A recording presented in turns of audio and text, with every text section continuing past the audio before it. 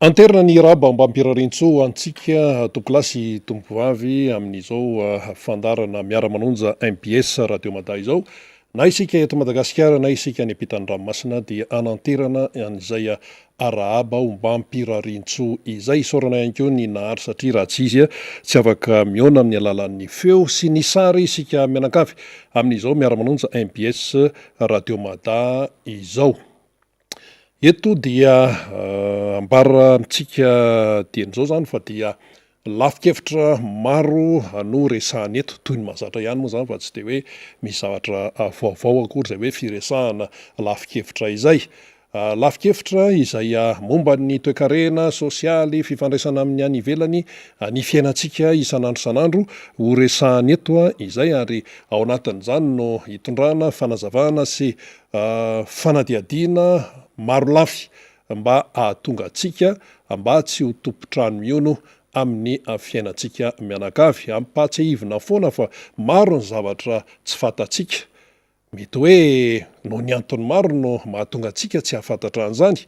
fa eo ihany koa no hoe tsy ampahafantarina antsika mihitsy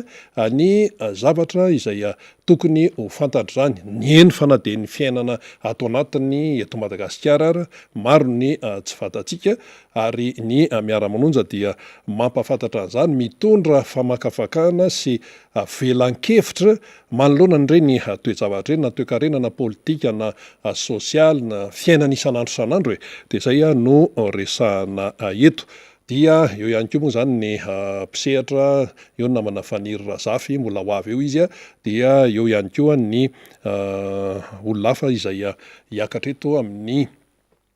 miara-manonja MBS radio mada. Fa tsy adinoina ianareo izay hoe mangataka ny hoe mba ara-bao manokana zay, satria izay tena manaraka akaiky dia akaiky mihitsy an'ity miara-manonja MBS radio mada ity, dia arabaina izany ianareo ao amin'ny faritry Fianarantsoa ao zany, Fianarantsoa Tampin-tanàna, dia eo ihany koa ny aty amin'ny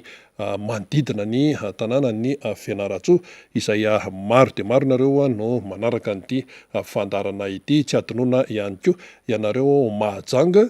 sy ny manodidina rehetrarehetra ao, ny any amin'ny faritry Bongolava, Tsoromandidy, Feno Rivobe sy ny sisa iny tsy adinoina nareo, ny any Diego any Antsiranana dia arabaina ihany koa ao anatin'izany. Tsy adinoina zany ny any Toliary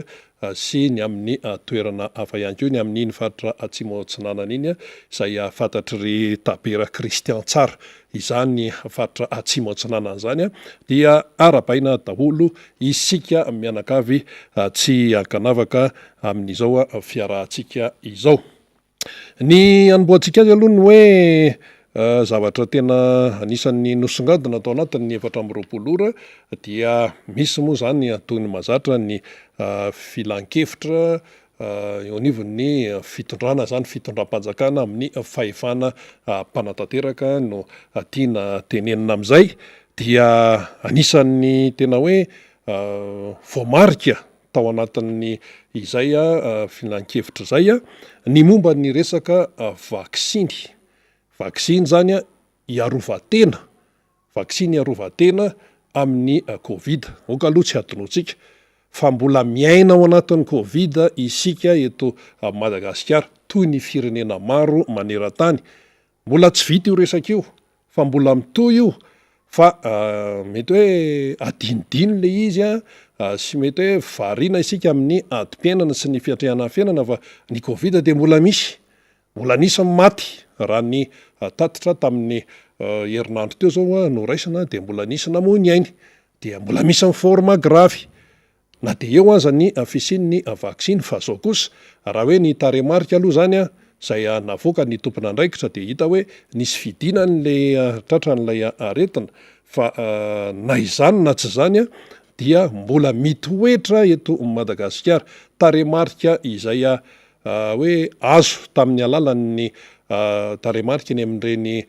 toerana fitsaboana isan-karazany ireny no navoaka, fa any ambadimbadika rehetrarehetra any mbola tsy fantatsika, fa dia izay aloha no zava-misy. Ka inona no misongadina ho isika tao anatin'izay raharaha izay? Dia aleo angamba ka tahantsika avy hatrany ny namana teknisianina moka nylay andalana tao anatiny izay filan-kevitra zay miresaka indrindra ny momba nyity resaka hoe vaksiny ity izany ho alefan'ny teknisianina eo ilay fehezanteny mihitsy mba tonga atsika hoe zay io lay izy de alao tonga de ho vakina avy hatrany. Ministeran'ny fahasalamam-bahoaka ozy nakatoavana ny fampitana ambava mahakasika ny anaovana adisisika plaidoyer eny anivon'ireo andrim-panjakan'ny repoblika amin'ny fametrahana fomba fiasa maro lafy mba anafanganana ny fanaovam-baksiny miady amin'ny covid-19. Zay aloha momba an'iny fa mbola misy toyany. Tsara ny manindry fa tsy nisy fiovana ny politika ny fanjakana malagasy manoloana ny fanaovana vaksiny. Atsitrapo no anaovana izany ary tsy antery velively. Ny gouvernemanta raha teo dia mitoy mamokatra ireo fitsaboana amin'ny alalan'ny raokandro CVO plus ho an'ny vahoaka malagasy. Asitsika resaka io rehefa aveo nampatsiahiviny ny filohan'ny repoblika ihany koa ny dinika ny fanaovany tamin'ireo mpiara-mombon'ato karateknika sy arabola tany Washington. Efa fantatsika ny momba an'izany ekena fa ambany ny tahan'ny fanaovana vaksiny ho an'ny Madagasikara saingy anisan'ny ambany indrindra teto Afrika sy manerana izao tontolo izao kosa ny tahan'ny fipariahan'ny valanaretana sy ny tahan'ny isan'ny maty ho an'ny Madagasikara. Asitsika resaka izay momba rehefa aveo azo everina ho antony tsy naharisika ny olona hanao vaksiny izany. Zany ny communication miainga any ambony any de mbola misy toyany olana ihany koa ny fitehirizana ny vaksiny satria ny akamarony ny toeram-pitsaboana eto amin'ny firenena dia tsy manana fitaovana eto mitahiry araka ny fenitra takiny ny fitehirizana ny vaksiny. Izay no antony ty le tena sariana ny saitsika io lay fehezanteny farany io. Izay no antony tsy maintsy nanarina ireo vaksiny miisa 800,000 averitsika kely lay fehezanteny farany eo. Izay no antony tsy maintsy nanarina ireo vaksiny miisa 800,000 na 800,000 zay. Niarana hitsika ho an'izay afaka namaky ary afaka niaino tsara ho an'izay miaino izany. Inona vetrany aloha ny fanamarihana ao anatin'izay rehetrarehetra ireo lay fanazavana teny aloha zany dia samy mandray isika fa ato amin'le hoe fanariana eo zany mbola teny anankiray io zany io mbola hoe asa fidiana ve le vocabulaire na le voambolona hoe fanariana fa ny fiteny matetika amin'tony de hoe famitehana zay famitehana vaksiny 800,000 na inona aloha na inona fanazavana matoa zany misy ny famitehana ny vaksiny dia eo ny fambaniny tahan'ny fanaovana vaksiny. Misy fanazavana no entiny teo aloha teo hoe aka zao ane mahatonga an'le taham-baksiny ambany sinsisa de mbola mipetraka ihany zany le faniliana ao anatiny ilay izy. Fa tsika ne tsy sika ihany no firenena manao vaksiny hoe misy vaksiny amin'io resaka hoe fiarovan-tena amin'ny covid io fa firenena maneran-tany io ary raisika ny aty Afrika de tena miezaka mihitsy ny mpitondra fanjakana manao ny fanentanana amin'ny olom-pirenena. Marina hoe tsy antery le izy ary ny tenenina teo hoe tsy antery fa le izy tsy tokony hialokaloka ao anatin'le teny hoe tsy antery. Ary ny CVO sy ny CVO plus koa tsy antery fa ao anatiny ilay conseil de ministre de mbola misisika ihany asisika le resaka CVO sy CVO plus. Tsy misy miteny mihitsy hoe tsy mety zany io tsy amin'ny hoe fiarovan-tena zay le foto-kevitra fa zao ny vaksiny tompoko ny raisam-pirenena ary tamin'ilay fionana tany Washington farany teo de mbola nisy fanamarihana nataony ny mpamatsy vola mahazatra ny amin'ny hoe iny ny vola mbola soniny fa ao anatin'ny firesahana ny tontolon'ny fahasalamana dia mbola nisy resaka ny amin'ny hoe resaka vaksiny satria le covid mbola misy maneran-tany vaksiny fantatry ny any amin'ny mpamatsy vola iraisam-pirenena zay nahatonga ny mpitondra fanjakana teto Madagasikara nandeha ny azakazaka nandeha tany nanao siny satria vola io fa le izy misy fepetra isan-karazany io ny volan'izao tontolo zao raha hoe banque mondiale FMI volan'izao tontolo zao io fa tsy hoe volana olona anakiraika hoe na hoe société fa vola ny vahoaka maneran-taniny ao dia ity zany va hoe anampiana ny Madagasikara aloha ka le izy misy fepetra dia ao anatin'le fepetra ilay inona ho sika le resaka fanaovam-baksiny de azavaina zany azavainy onivan'ny mpitondra fanjakana hoe ny antony mampahambany ene ny tany fanaovana vaksiny dia zao de nasisany tao le hoe ka le izy tsy atery sy ohatran'izany na antery io na tsy antery maneran-tany tompoka dia ny taremarika ihany no fantany de ao zany de milaza ihany koa hoe tsy manana ny fomba ahafahana mitahiry an'ilay vaksiny ny eto Madagasikara zay moa filazany azy teo dia noho izany de tsy maintsy potehana na hoe arina ny vaksiny valoetsy maneno be zany taremarika hoe valoetsy zany vahoaka aloha tsy adonotsika fa tsy hoe mofo tamandro akory tsy hoe amofo tamandro fa tena nisy zany reny fotoana reny tena betsaka ny lavon'ny covid teto Madagasikara raha tsy resaka fa tsy ny teto Antananarivo tsika ka efa nisy hatramin'izany hoe fanaovana fasan'ny firaisapo zany fasana iraisana be zany satria tena sesesy be ny matin'le izy dia izao nefany dia tonga any amin'ny hoe fanampitehana vaksiny na inona zany fanazavana aloha de tsotra le izy ny eo amin'ny fanentanana ny olona sy ny fandresen-dahatra misy resaka communication eo amin'ny famporisihana ny olona hanao vaksiny sy fandresen-dahatra ho isika ny olom-pirenena hanao vaksiny tany no vo inona ny tokony ho izy zany io zany tsy tsotsorona fotsiny hoe tsy manana an'le fitaovana ahafahana mitahiry an'le vaksiny satria misy resaka température mantsy izy io hoe tsy mahazo mihoatra an'izao zay tsy salovana ny asan'ny dokotera eto mpanao gazety ny asanay fa misy kipitsipitsony be deabe zany io fitehirizana vaksiny io na CSPD io na aiza marina zany tena marina mihitsy hoe misy fepetra tsy maintsy arahana ny fitehirizana vaksiny fa zao le vaksiny zany raha mipetrapetraka tsara ny fandresen-dahatra ny olona de tsy tokony ilona ela be akory any amin'ireny CSPD ireny na any amin'ireny toerana fanaovana vaksiny reny ilay vaksiny raha vao fantatra zany hoe ohatran'le farany teo zao hoe namme vaksiny ray hono ny Amerikanina de eto moa zany efa misy karazana vaksiny iarovatena amin'ny covid de raha vao tonga fotsiny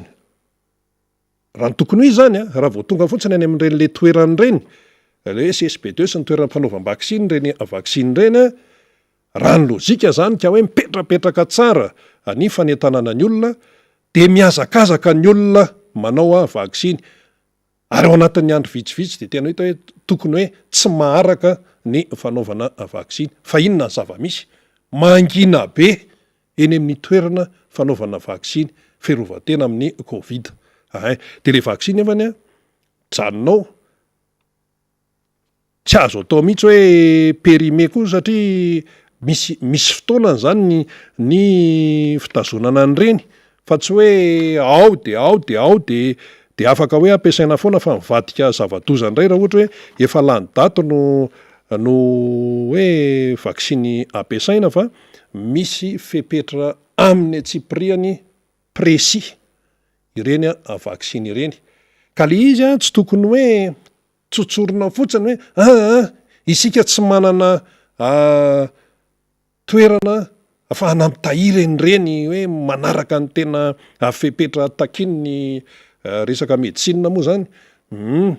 de hoe zay ny antony tsy maintsy anarinan'ireo vaksiny valoetsy ireo. Tsotra le izy, raha ohatra ka tena hoe natao vaindon-draharaha ny fanentanana ny olona anao vaksiny fa tsy mialokaloka am'le tsy antery dia tsy nisy akory zany fanampitena vaksiny valoetsy izany. Reo vaksiny reo anie tsy hoe reo vaksiny pitehanareo anie tsy hoe 5 andro fotsiny no tany am'ireny toerana fanaovam-vaksiny reny fa hoe manisy andro maromaro ihany fa zany hoe io moa zany hoe mialokaloka ao anatin'le hoe ka tsy manam-pitaovana ko tsy manam-pitaovana dia izay fotsiny no hoe anaovana n'lay communication de ho resy lahatra am'zany ve ny olona am'zany fomba avy tena ka tsy tsinona le fitaovana tena hoe manaraka ny tokony ho izy dia noho izany dia tsy maintsy pitehana ny vaksiny valoetsy. De zao ary le izy efa nazavaintsika teo hoe raha mipetraka tsara ny fanentanana tsy tokony araka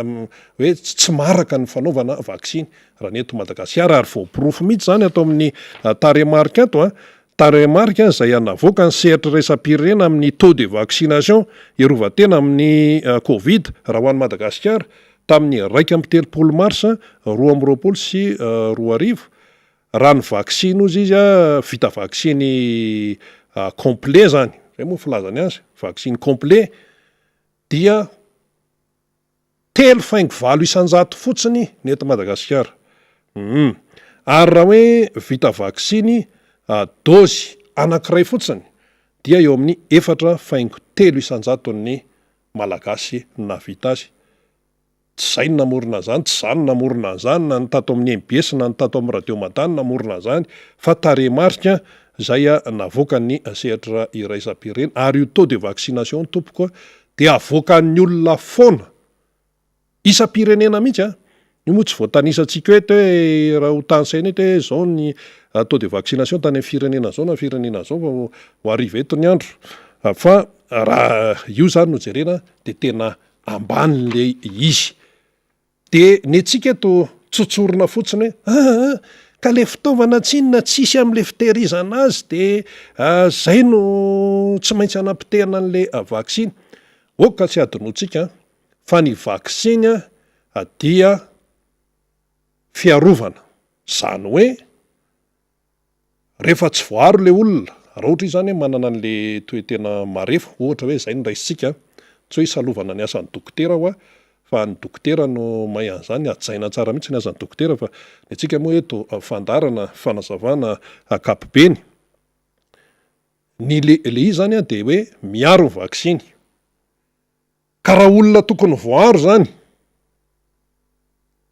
de lasa tsy voaro de moa mbola misy an'le hoe any amin'ny forme grave de fahafatesana any am-pasana any afarany de tsika nefany conseil de ministre zany tena fanambarana ny fomba ofisialy zany amin'ny fitondram-panjakana eto Madagasikara no milaza an'zany hoe tsy maintsy pitehana le valoetsy vaksiny valoetsy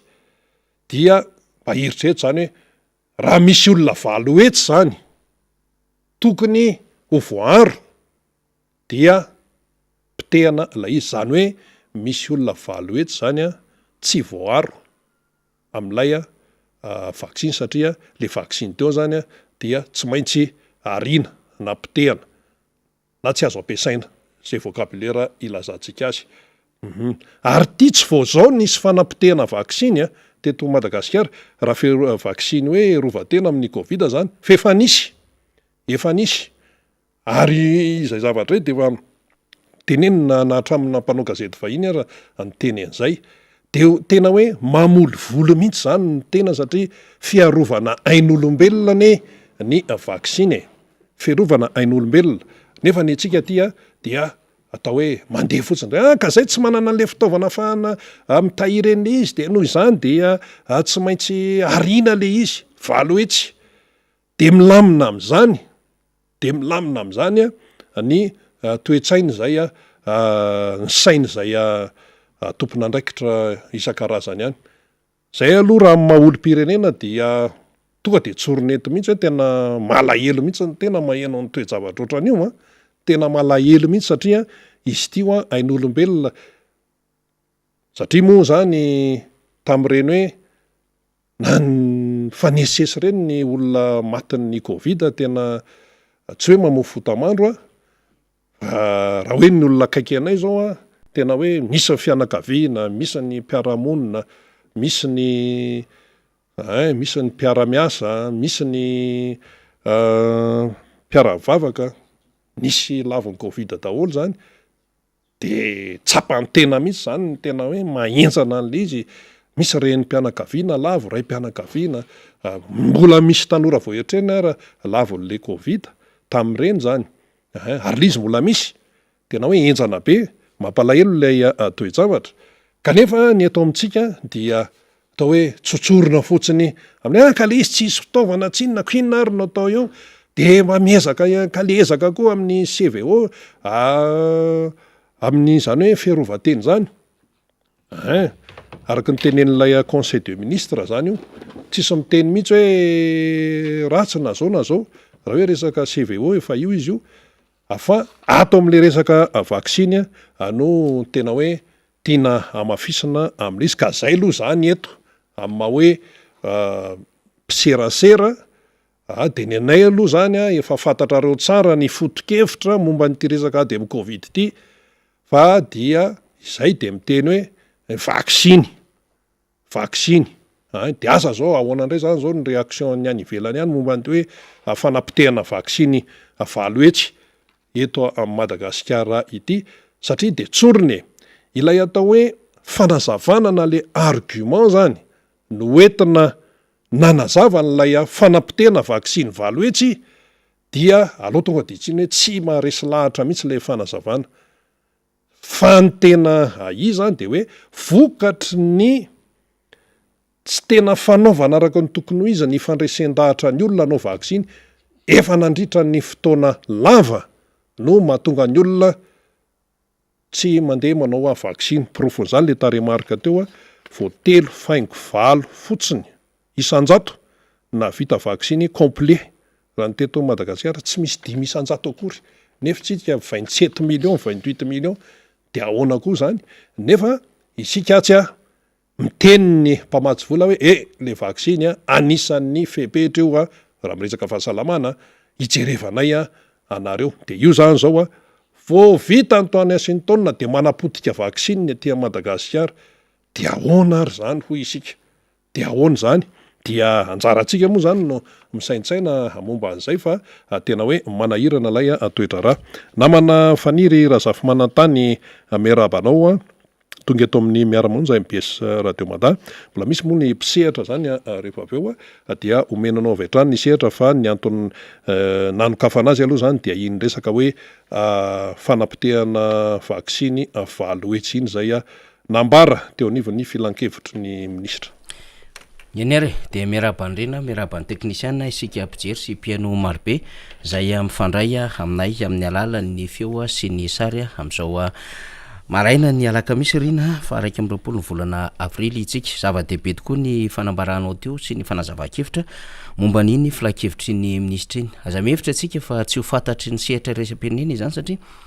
mahasarotiny azy de mahasarotiny azy ty resaka vaksiny ity sy ny gestion ny covid-19 itsika zany teo rina de hoe tsy mahay mitantana tam'le vola fanampiana ny covid-19 ary efa nabaribary ny cour des comptes zany tamin'ny alalan'ny rapport zay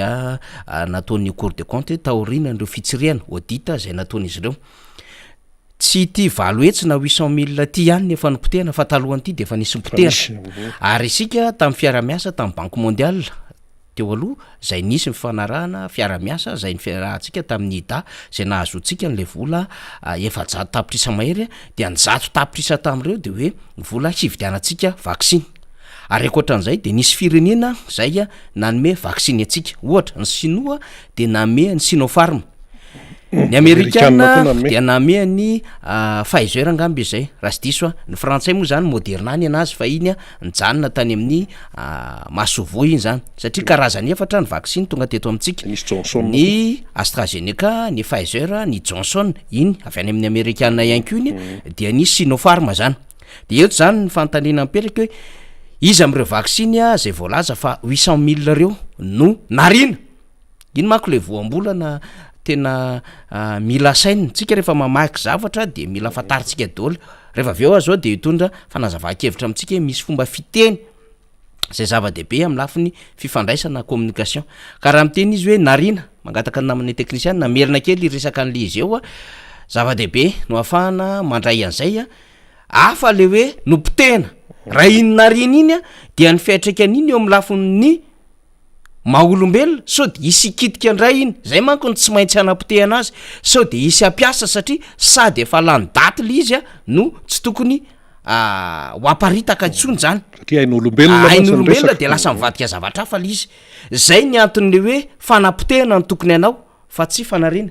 io le izy io zany rehefa tsy azo ampiasainy tokony tonga de potehana ndasoary atomboka ato am'le misy tema olana ihany koa ny fitehirizana eo aloha zany zao de efa manahirana satria ny teo anivon'ny ministère fahasalamam-bahoaka de milaza hoe manana termos tsika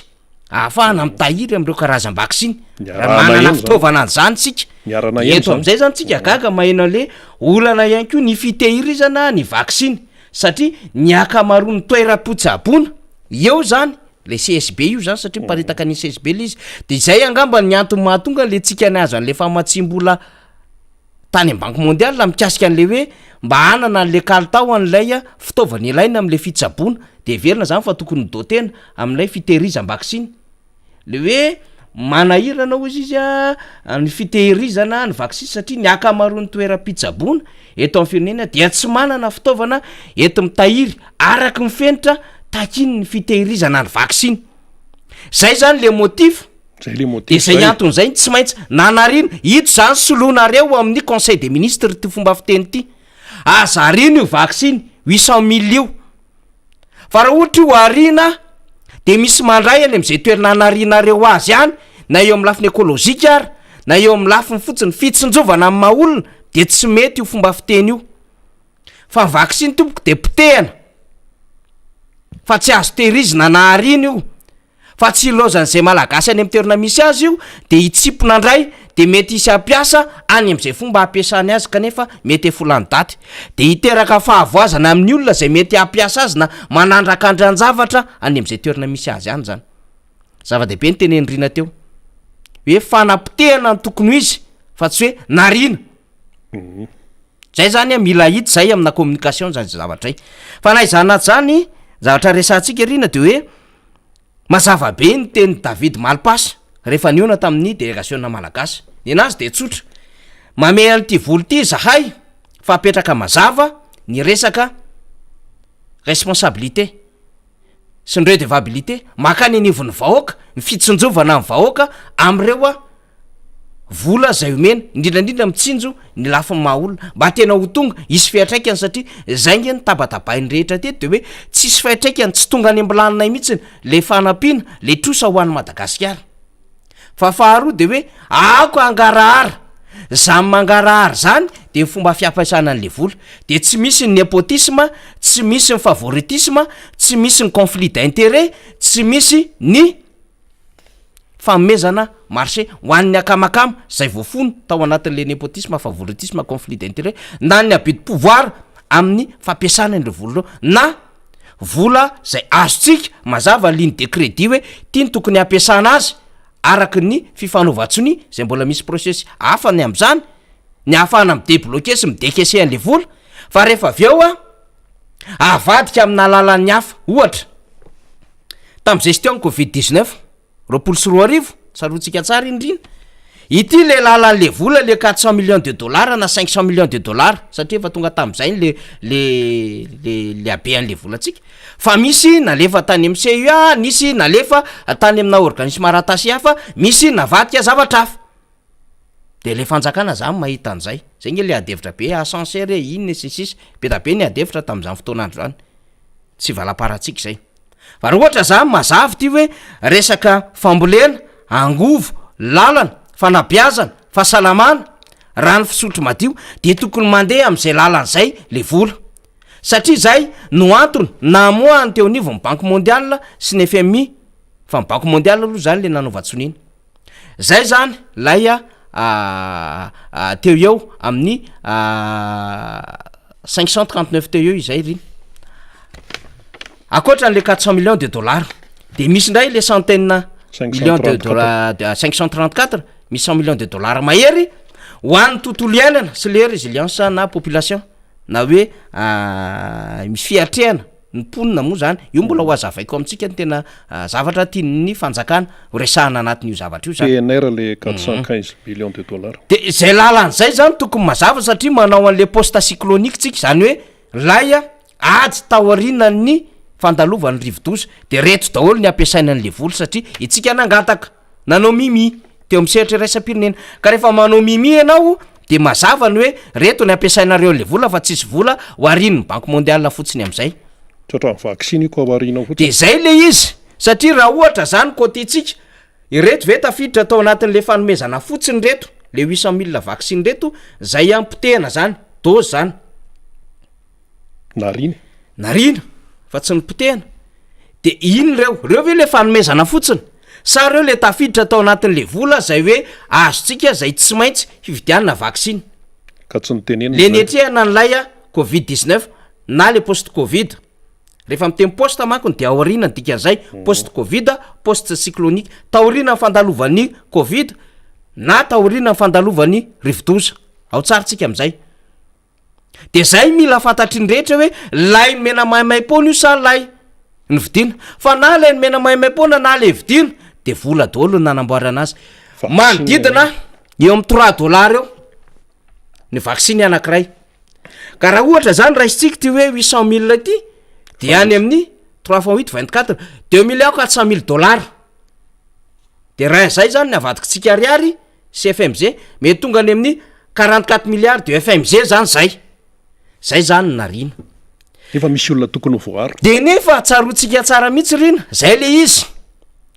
napetraky ny dialogue napetraky ny fiainana tamin'ny mpamatsy vola ny hoe inona ny napetraka tamin'izay mazava tsara ny anaovana ny campagne de vaccination de hitatsika tsara lay nisy ny tety fokotany nametraka an'le tanty nametraka an'le point maro samihafa vaccinodrome ny fitondram-panjakana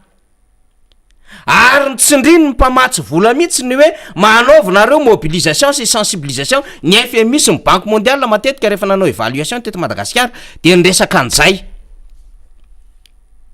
dikan'izay zany matoa mamotika manary ny any an'le mamotika foana le voambolana satria zay ny tena tokony izy manary andreo zany de tsy ampy le campagne de vaccination zay ny dikany ary fatatsika tsara fa le fomba fiatrehana an'le vaccine io sy mifananana le carte de vaccination no ahafahana zany mifanerasera sy miditra any amin'ny sehatra raisam-pirenena dikan'izay zany tsy ampy le mobilisation sy ny sensibilisation avy any fitondram-panjakana ary tsy nanaraka an'le recommandation ny PTF tsika ny am'le hoe manaovinareo campagne de vaccination ary ataovy mielipatrana tsara mihitsiny ny fomba azony malagasy izany de natotona teto ny Johnson natotona teto ny Pfizer natotona teto ny AstraZeneca natotona teto ny Sinopharm mba hisitraka ny fanaovam-vaccine ny eo misehatra eran-tany mitovy am'zany sehatra eran-tany zany Madagasikara de mempé d'égalité rehefa mandeha zany de olona vita vaccine no mandeha eny amin'ny sehatra rehetrarehetra eny tsy zany efa ny zava-misy eto amintsika fa natao ambinambin-javatra le resaka vaccine fa le mobilisation le fanetanana momba n'lay CVO plus no tena sy le CVO ne tena naseriny an'le fitondram-panjakana malagasy io mbola tsy mbola nahazo kory ny ara zay fakatoavana lalina be zay ary mbola tsy hitaporofo hoe tena mahomby le izy ka maninona mahavita ny fanjakana saika isaky ny amin'ny conseil de ministre sy amin'ny zavatra rehetra atao ny amin'ny hoe ampidirinao foana ny resaka CVO fa naninona tsy nahavita fanentanana momba ny vaksiny zay nandoavam-bola be samy nandaniam-bola nge na ny CVO na ny vaksiny e ka naninona ny CVO tsy nahavita nandoavantsika vola naninona ny vaksiny tsy nahavita nanaovantsika fanentanana mihoatra n'le CVO de fantatra zany fa tsy marisika mihitsiny am'le resaka vaksiny ny fitondram-panjakana fa le CVO ny azy na fatifaty azy nefa na hoaisytsika na hoaizy na io mpitondra mandeha no asin'ny taon'io ary amin'ny fivoriana io apetratsika fanontaniana sarotiny ny any a États-Unis ny any amin'ny birao-mpanjakana ambony be Washington DC ny amin'ny fandraisana an'ireo olo manakaja sy fiatrena fivoriana ny amin'ny fanaovam-vaksiny ka izy ireo no mampirisika ny amin'ny anaovana vaksiny ary mahazo ny tatitra momba Madagasikara hoe firisan-jato ny taux de vaccination any Madagasikara donc tsy atoro izy zany antony natokan'izy ireo manaovanareo vaksiny atotsika nefa ny conseil des ministres nanary vaksiny tsika manahirana zany zany communication zany ary misy fahasahina lehibe mihitsiny ny amin'ny fitondram-panjakana miresaka an'izany nefa tafiditra ao anatiny zay mba recommandation napetraka ny mpamatsy vola izay le fisainan'le fitondram-panjakana zany fisainana hafahafa mihitsy miatrika lafin-javatra ohatran'izao de apetratsika mazava aloha hoe samy nandaniam-bola fa mbola tsy mazava aloha hatreto ny vola zay lantsika sy ny fomba nanodinana anty CVO ty ny rapport ny Cour des comptes nyresantsika an'izany ary ny rehetra koa de manamarika an'izany hoe inona marina ny fomba nanodinana n'le CVO izany ampiasa vola ary any fanjakana io sa amin'ny orinasa tsy miakina ary inona no fitsitsarana ara-bola ny para-ny fanjakana sy ho an'le orinasa privé zay azy ny Artemisia ary ho an'le orinasa privé azy ny ambalazy zay naminosana an'lay CVO adevitra zany ary inona ny antony mahatonga ny fanjakana raha ohatra ka privé io ny fanjakana manao marketing an'io sy manao communication an'io CVO io na io fotsiny resahana eo anatin'ny conseil des ministres aza de efa mivadika communication zany voteo zao tsika mahita communication verbale misy dikany zany eo amin'ny fitantanana raharam-panjakana ny communication verbale raisiny eo amin'ny conseil des ministres de eo ny ametrahantsika amin'ny fanontaniana am'le fomba fiasan'le fitondram-panjakana ao anatin'izao zavatra zao hoe mila mangarahara tsara le izy raha tsy manaraka tsara mako zay le izy hoe arao foana ny zavatra resahantsika eto sy ny fiainan'ny firenena 800,000 ny vaksiny potehanao tsy mandendeha ho azy zany arina azafady zay foana le ao anatin'ny saiko azafady indrindra tompoko de nanarinao azy aiza nanao lavaka be ve nao sa inona de rehefa aveo anisan'le communication tsy narina le izy fampotehana ahoana ny fomba namitehana an'le izy daholo ny natsony teo an'ivo ministère fahasalamana ka nanatsimasy ny fanampotehana am'izany tsika miditra ao anatin'le initiative Covax ary de zay toetra zay ve no antony namparisarisa ny fitondram-panjakana tsy mbola nisy filoham-pirenena zany ny tsena vaksiny teny vato fa matetika amin'ny tsena an'io de ministre ny santé sy ny dirikaba ny tao amin'ny présidence atao ary efa nanaiky efa natao vaksiny ny PM sy ministre ny santé teo aloha fahasalamana zany misy dikany daholo zany de apetratsika ny fanontaniana reo délégation na makany an-dafy reo tompoko délégation na vita vaksiny ve reo raisina any Washington zay nandraisany David Malpass Banque mondiale sy Kristalina Georgieva zay directrice ny FMI reo olo reo de vita vaksiny manahoana ny conduite na manahoana ny position izy reo manahoana ny délégation na malagasy tarihan'ny filoham-pirenena mbola azo ametrahana fanontaniana ane zany mbola azo ametrahana fanontaniana zany eto amintsika mifanjakana miteny hoe zay sy nanao vaksiny fa CVO na sitranao izy ny filoham-pirenena fa rehefa mivoaka amina fivorian-dehibe ohatran'ireny mila manome antoka eo anatrehany sehatrerasam-pirenena tompoko tiany carte de vaccination anay na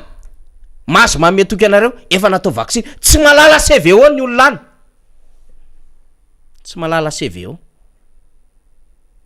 ny aty amin'ny faritra Afrika vitsivitsy no nandefasana an'le CVO fa tsy mahafantatra ny CVO ny olona any satria zany a mbola examineny zany mbola misy essai clinique mbola be da be nidingana maro be ary efa hitantsika nisy fiarah-miasa tamin'ny OMS fa tsy nentina nylazany zany efa tena nahazo fakatoavana 100 isika fa nidingana mandeha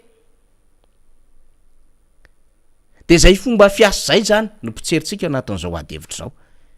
de mbola niteneninay foana zany ary mbola averina amintsika ny hoe tsy maninona tompoko miatrika manao vaksiny raha zay ny averina fa mahazo de boosteo le 3e dose boosteo le 2e dose afahantsika zany mampitombo ny hery fiarovana ao anatin'izay satria ty covid-19 ty zay tsy hita maso dikan'izay dia tsy maintsy isy foany ty dikan'izay tsy maintsy ahiara-iaina am'ty ka ny fahaizana miara-miaina am'ty de zao ny fanananao hery fiarovana mazava tsara indrindra ho an'ireo marefo zay vao tena miresaka marefo tsika le vulnérable lay olona zay manana rety mitaiza sy reo a zoky olona zany ary reo mety marary mafy reo lafiny telo reo ka izay tsy maintsy hitandremana de mila manitsy ny communication tsy manazava le fitondram-panjakana voalohany indrindra ay zany tsy manana fitaovana hitahirizana vaksiny isika raha ny lasa fa isika de fa manana fitaovana am'zany dikan'izay zany resa be fotsiny teo aloha faharoa raha milazasika fa mandeha le campagne de vaccination fa tsy antery fa iza koa no milaza fa antery koa ny CVO tsy antery koa ny CVO fa maninona anaovana foana communication le CVO satria zay ho isika no mahafatifaty ny fitondram-panjakana finositsika tsara zay iadevitra zay apetratsika mazava tsara zay iadevitra zay mba tena ho fantatry ny rehetra hoe tsy misy zavatra mandehandeha ho azy zany eto ary zay ny ampy sy ny fandarana hiresaka sy anazava ny amy zavatra tokony ho fantatsika avelatsika eo ny amin'iny fa misy adevitra ray ty zay hitondrantsika fanazavana ihany ko de ny amin'ny filakevitry ministra ihany inona ny resantsika eo anatin'izay filakevitry ministra zay dia hitondrantsika fanazavana hity fanambarana ity misy fanambarana roa samihafa ity de hitondrantsika fanazavana tsara zay antondia ny fitondram-panjakana any Washington am'izao fotoanandro zao de hitondrantsika fanazavana mbola communication ihany tompoko no hitondrantsika azy de alefatsika le izy namana technicien lay navoaka amin'ny filakevitry ministra aloha na alefatsika de ho vakiko aminareo le izy de miantsoary isika satria ny fehezanteny de misy dikany daholo eo amin'ny lafiny serasera indrindra ny lafiny fitantanana ny raharaha mpanjakana de zao nambarana tatitry ny diany délégationna malagasy tany Washington ny tanjona dia tany Washington ny tanjony di tany Washington zafady averiko tsara lizy ny tanjony di tany Washington de iona am'ireo mpiara miombonantoka iraisam-pirenena hiona mba ahafahana ny fanakalo hevitra momba ny famatsim-bola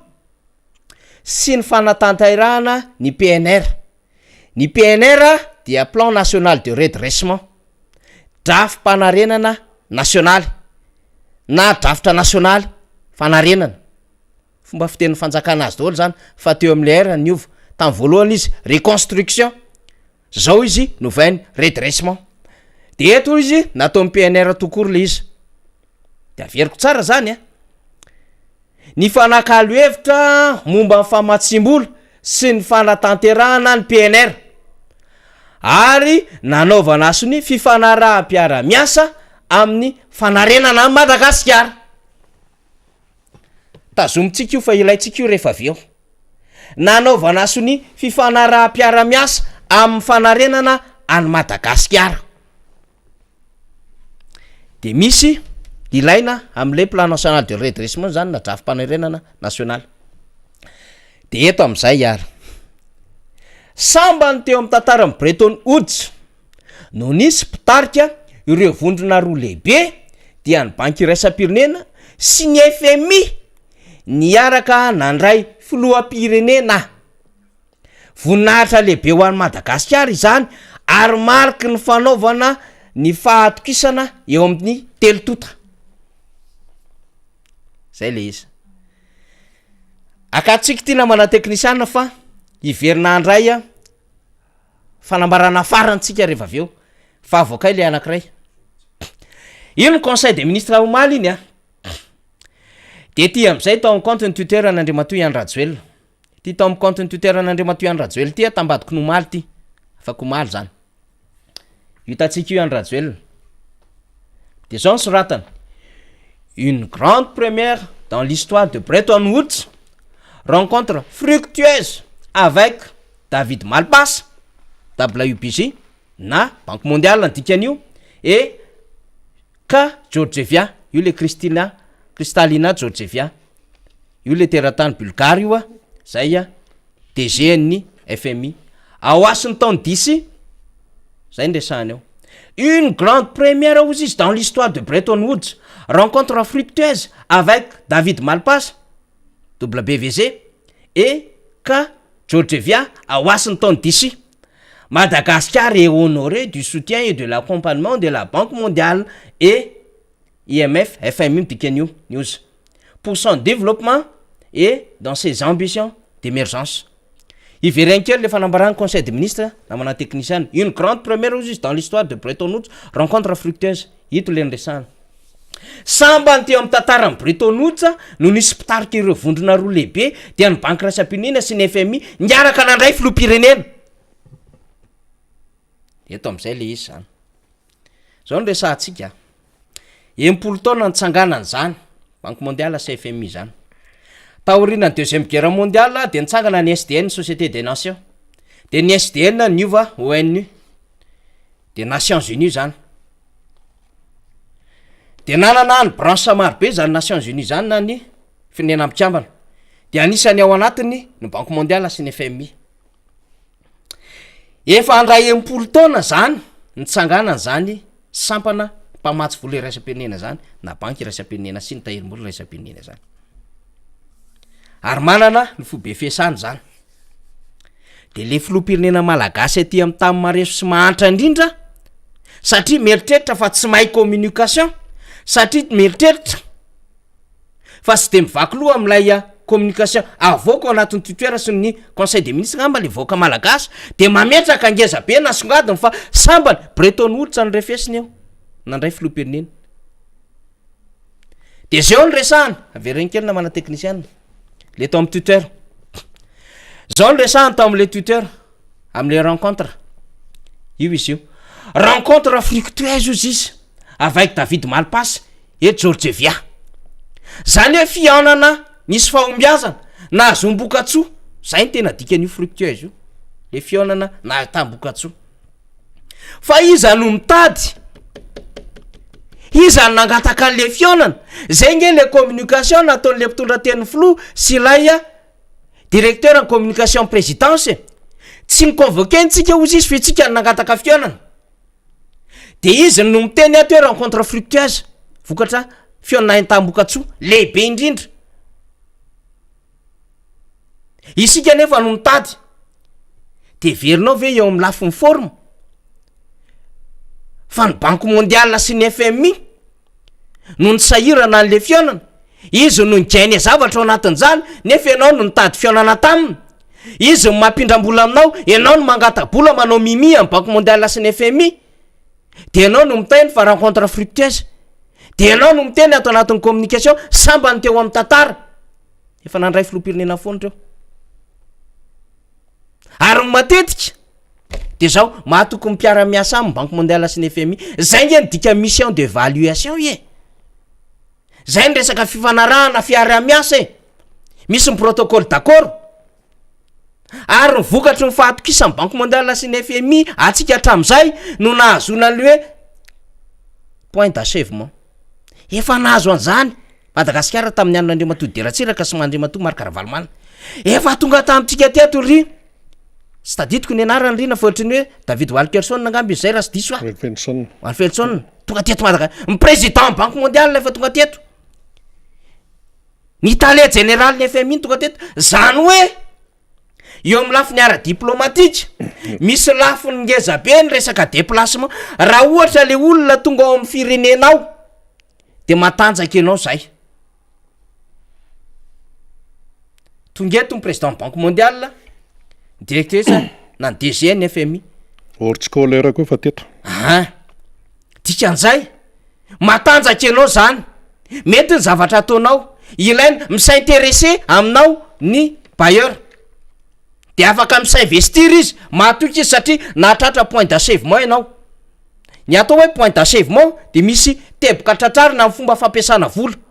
de continuer anatin'izany taux de croissance ny taux de pauvreté ny taux d'inflation continue ao anatin'izany balance de paiement balance commerciale be da be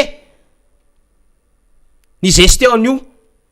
la inona ty vola atsika ty lantsambola de tonga izy matanjaka ianao de mirarakompana misokatra ny robinet des milliards fa amina million de dollars na million d'euros raha ohatra Union européenne resantsika na banque européenne d'investissement de euro ny azony continue fa raha banque mondiale CFMI de dollars zay atsaritsika de zay zany adevitra resantsika zany ka ianao matoa miazakazaka manao déplacement any de ianao zany mangataka ka tsy hoe rencontre fructueuse le izy satria sambany lehibe mihitsiny teo tsiry zareo mihitsy ny hoe de tena hoe oetry boninahitra mihitsy ry zareo satria tena nandray an'le filoham-pirenena malagasy le farany marefo indrindra problème zany nge Ukraine jerevo tsara ny conversation tao arin'ny fiaonana tamin'ny délégation na malagasy iny ny fanaovany David Malpass président banque mondiale sy ny DGN FMI raha matoa Kristalina Georgieva fa tena adevitra momba ny adiny Ukraine sy Russie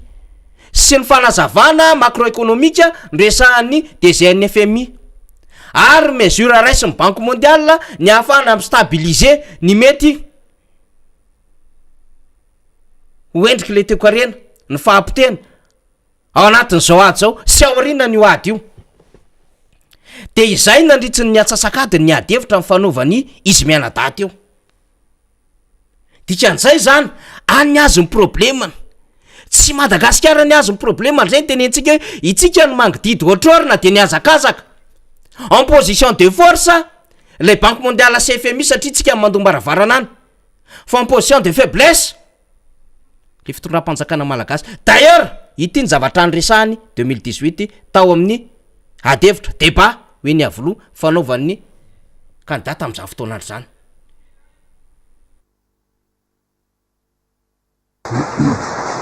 tsy irana volany ivelany itsony isika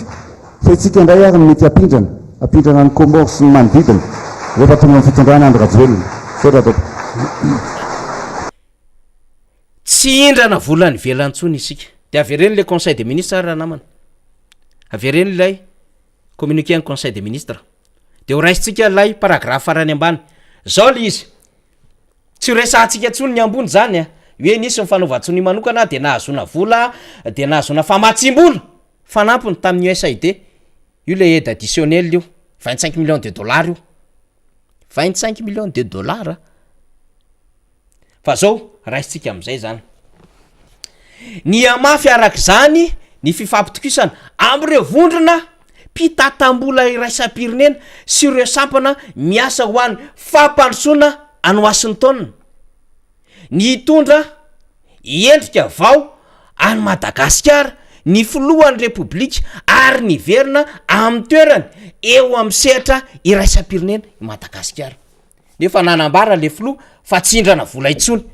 rehefa tonga eo iany rajoelona fa tsika ny ampindrana de ato izy miteny amin'ny hoe ny amafy indray le fampatokisana de inona no ampindra amin'io ary de ato indray izy nitondra endrika avao nefa vo tamin'ny telo taona efa taona no miteny fa tsy mila an'ireo de milasa izy hoe ny verina amin'ny toerany eo amin'ny sehatra iraisam-pirenena i Madagasikara ianao aneny nanary ny toera Madagasikara teo amin'ny sehatra iraisam-pirenena efa miperaka le climat de confiance teo Madagasikara tao aoriana le crise ary zay mba resantsika zay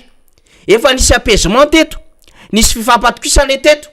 nisy rupture tamin'ny zavatra teo aloha napetraky ny PTF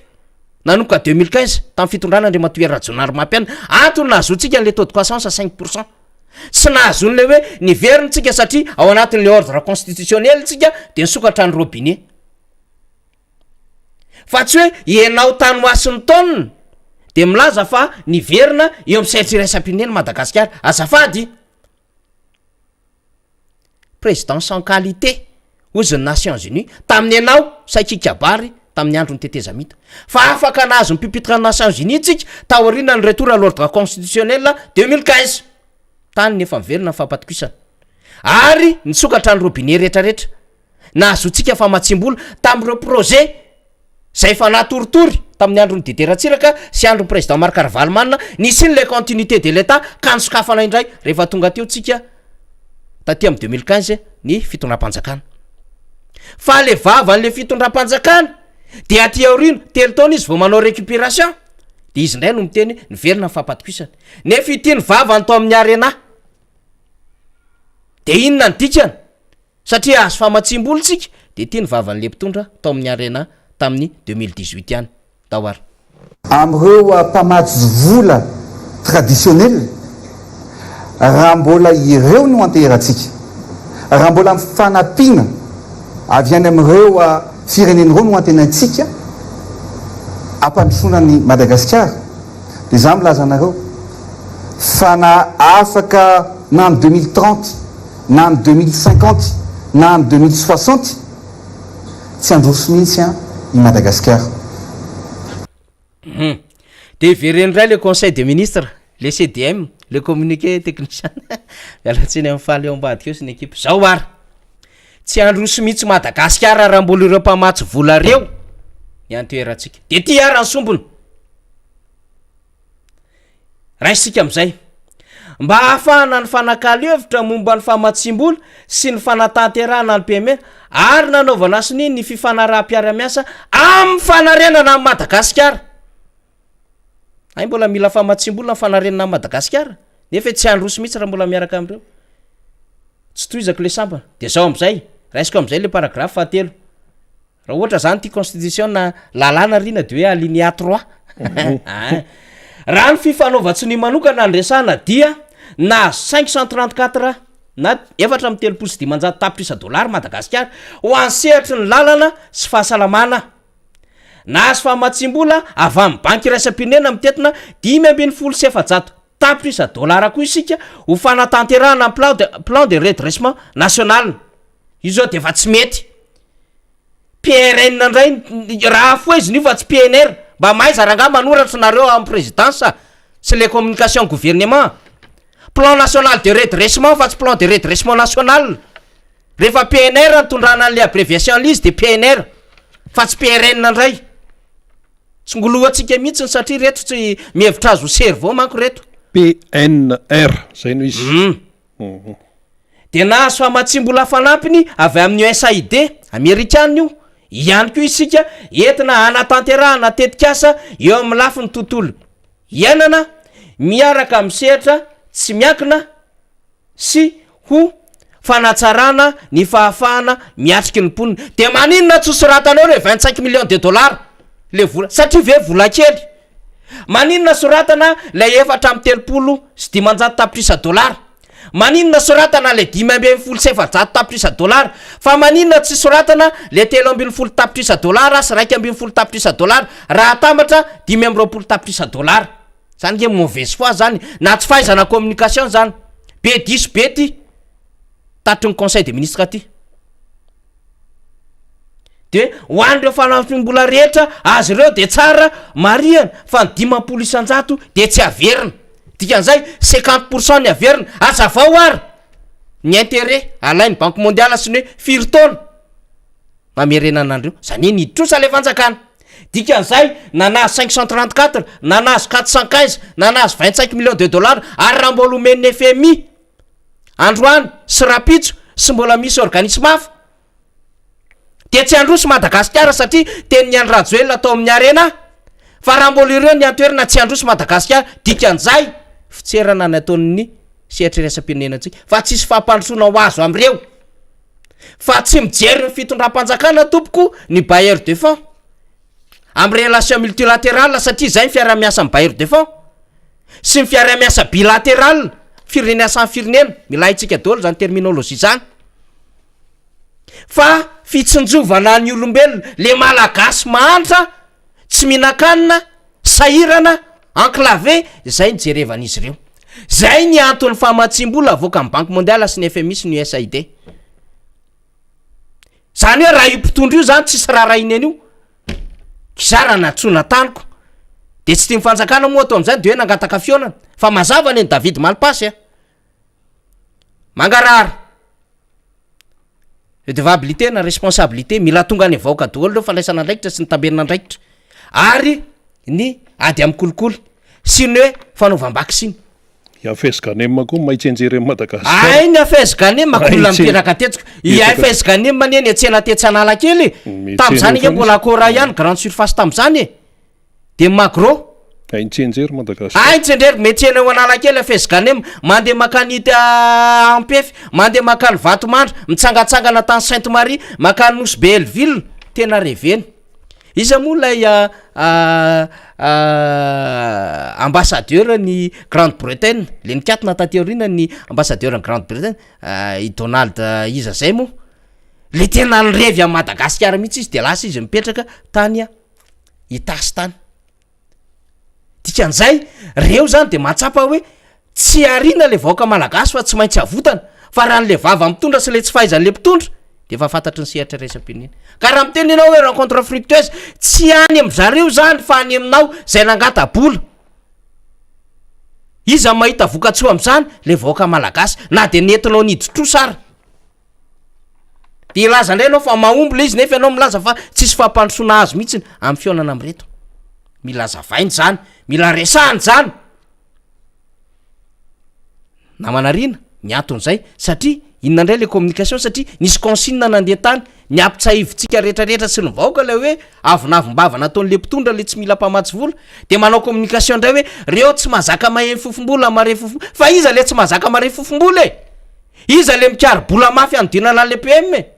io zavatra andresahana rehetrarehetra io nge tsisy plan émergence Madagascar io na plan d'émergence de Madagascar tsisy PM mihitsy io tsisy UEM io PNR io plan national de redressement na matsin'ireo vola zay le 415 aloha zay le izy fa tsy inona ny rarahin'ireo an'izay PM manao dikan'izay tsy mpitondra ny azy tsisy rarahiny zay mpitondra zany fa hoe ahoana nanavotana le firenena malagasy ahoana nitsonjovantsika am'ireo fa olombelona ireo ka mila jerevana zay na manarina arabe mananjara ny amin'iny adevitra iny fa mbola iverenantsika ny rehefa ho avy eo ny député fetra président groupe parlementaire ny tokotiky Madagasikara sady député amin'ny boribory tany fahadimy fa mialohan'izay de andraytsika zay olotsotra rem-pianakaviana mba manana ny etaetany ao anatin'izay fiainana ara-tsosialy malagasy zay dia horaisiny reny izy de miverina amintsika ny tena koa rehefa avy eo olotsotra sady efa nanao vaksiny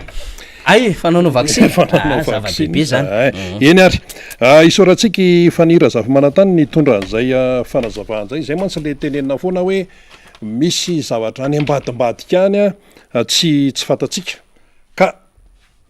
aleo amin'ny fotoana takanytony hoe miara-manonja MPS Radio Mada mba ampahafantarina atsika le satria tsika koa ndraindray somary manana fanatonoana zay hoe ay ve fa nitenen'izao ny mpitondra fanjakana tam'izao daty tam'izao fotoany de nefany zao any no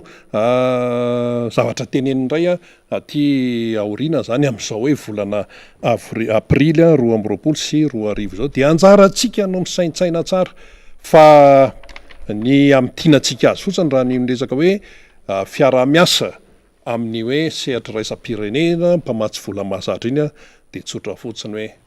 mila fahaizana mila famatorana tsy sanatriny zany tompoka hoe kilalaonjaza ity raha ty ka hoe eto ianao miteneny zao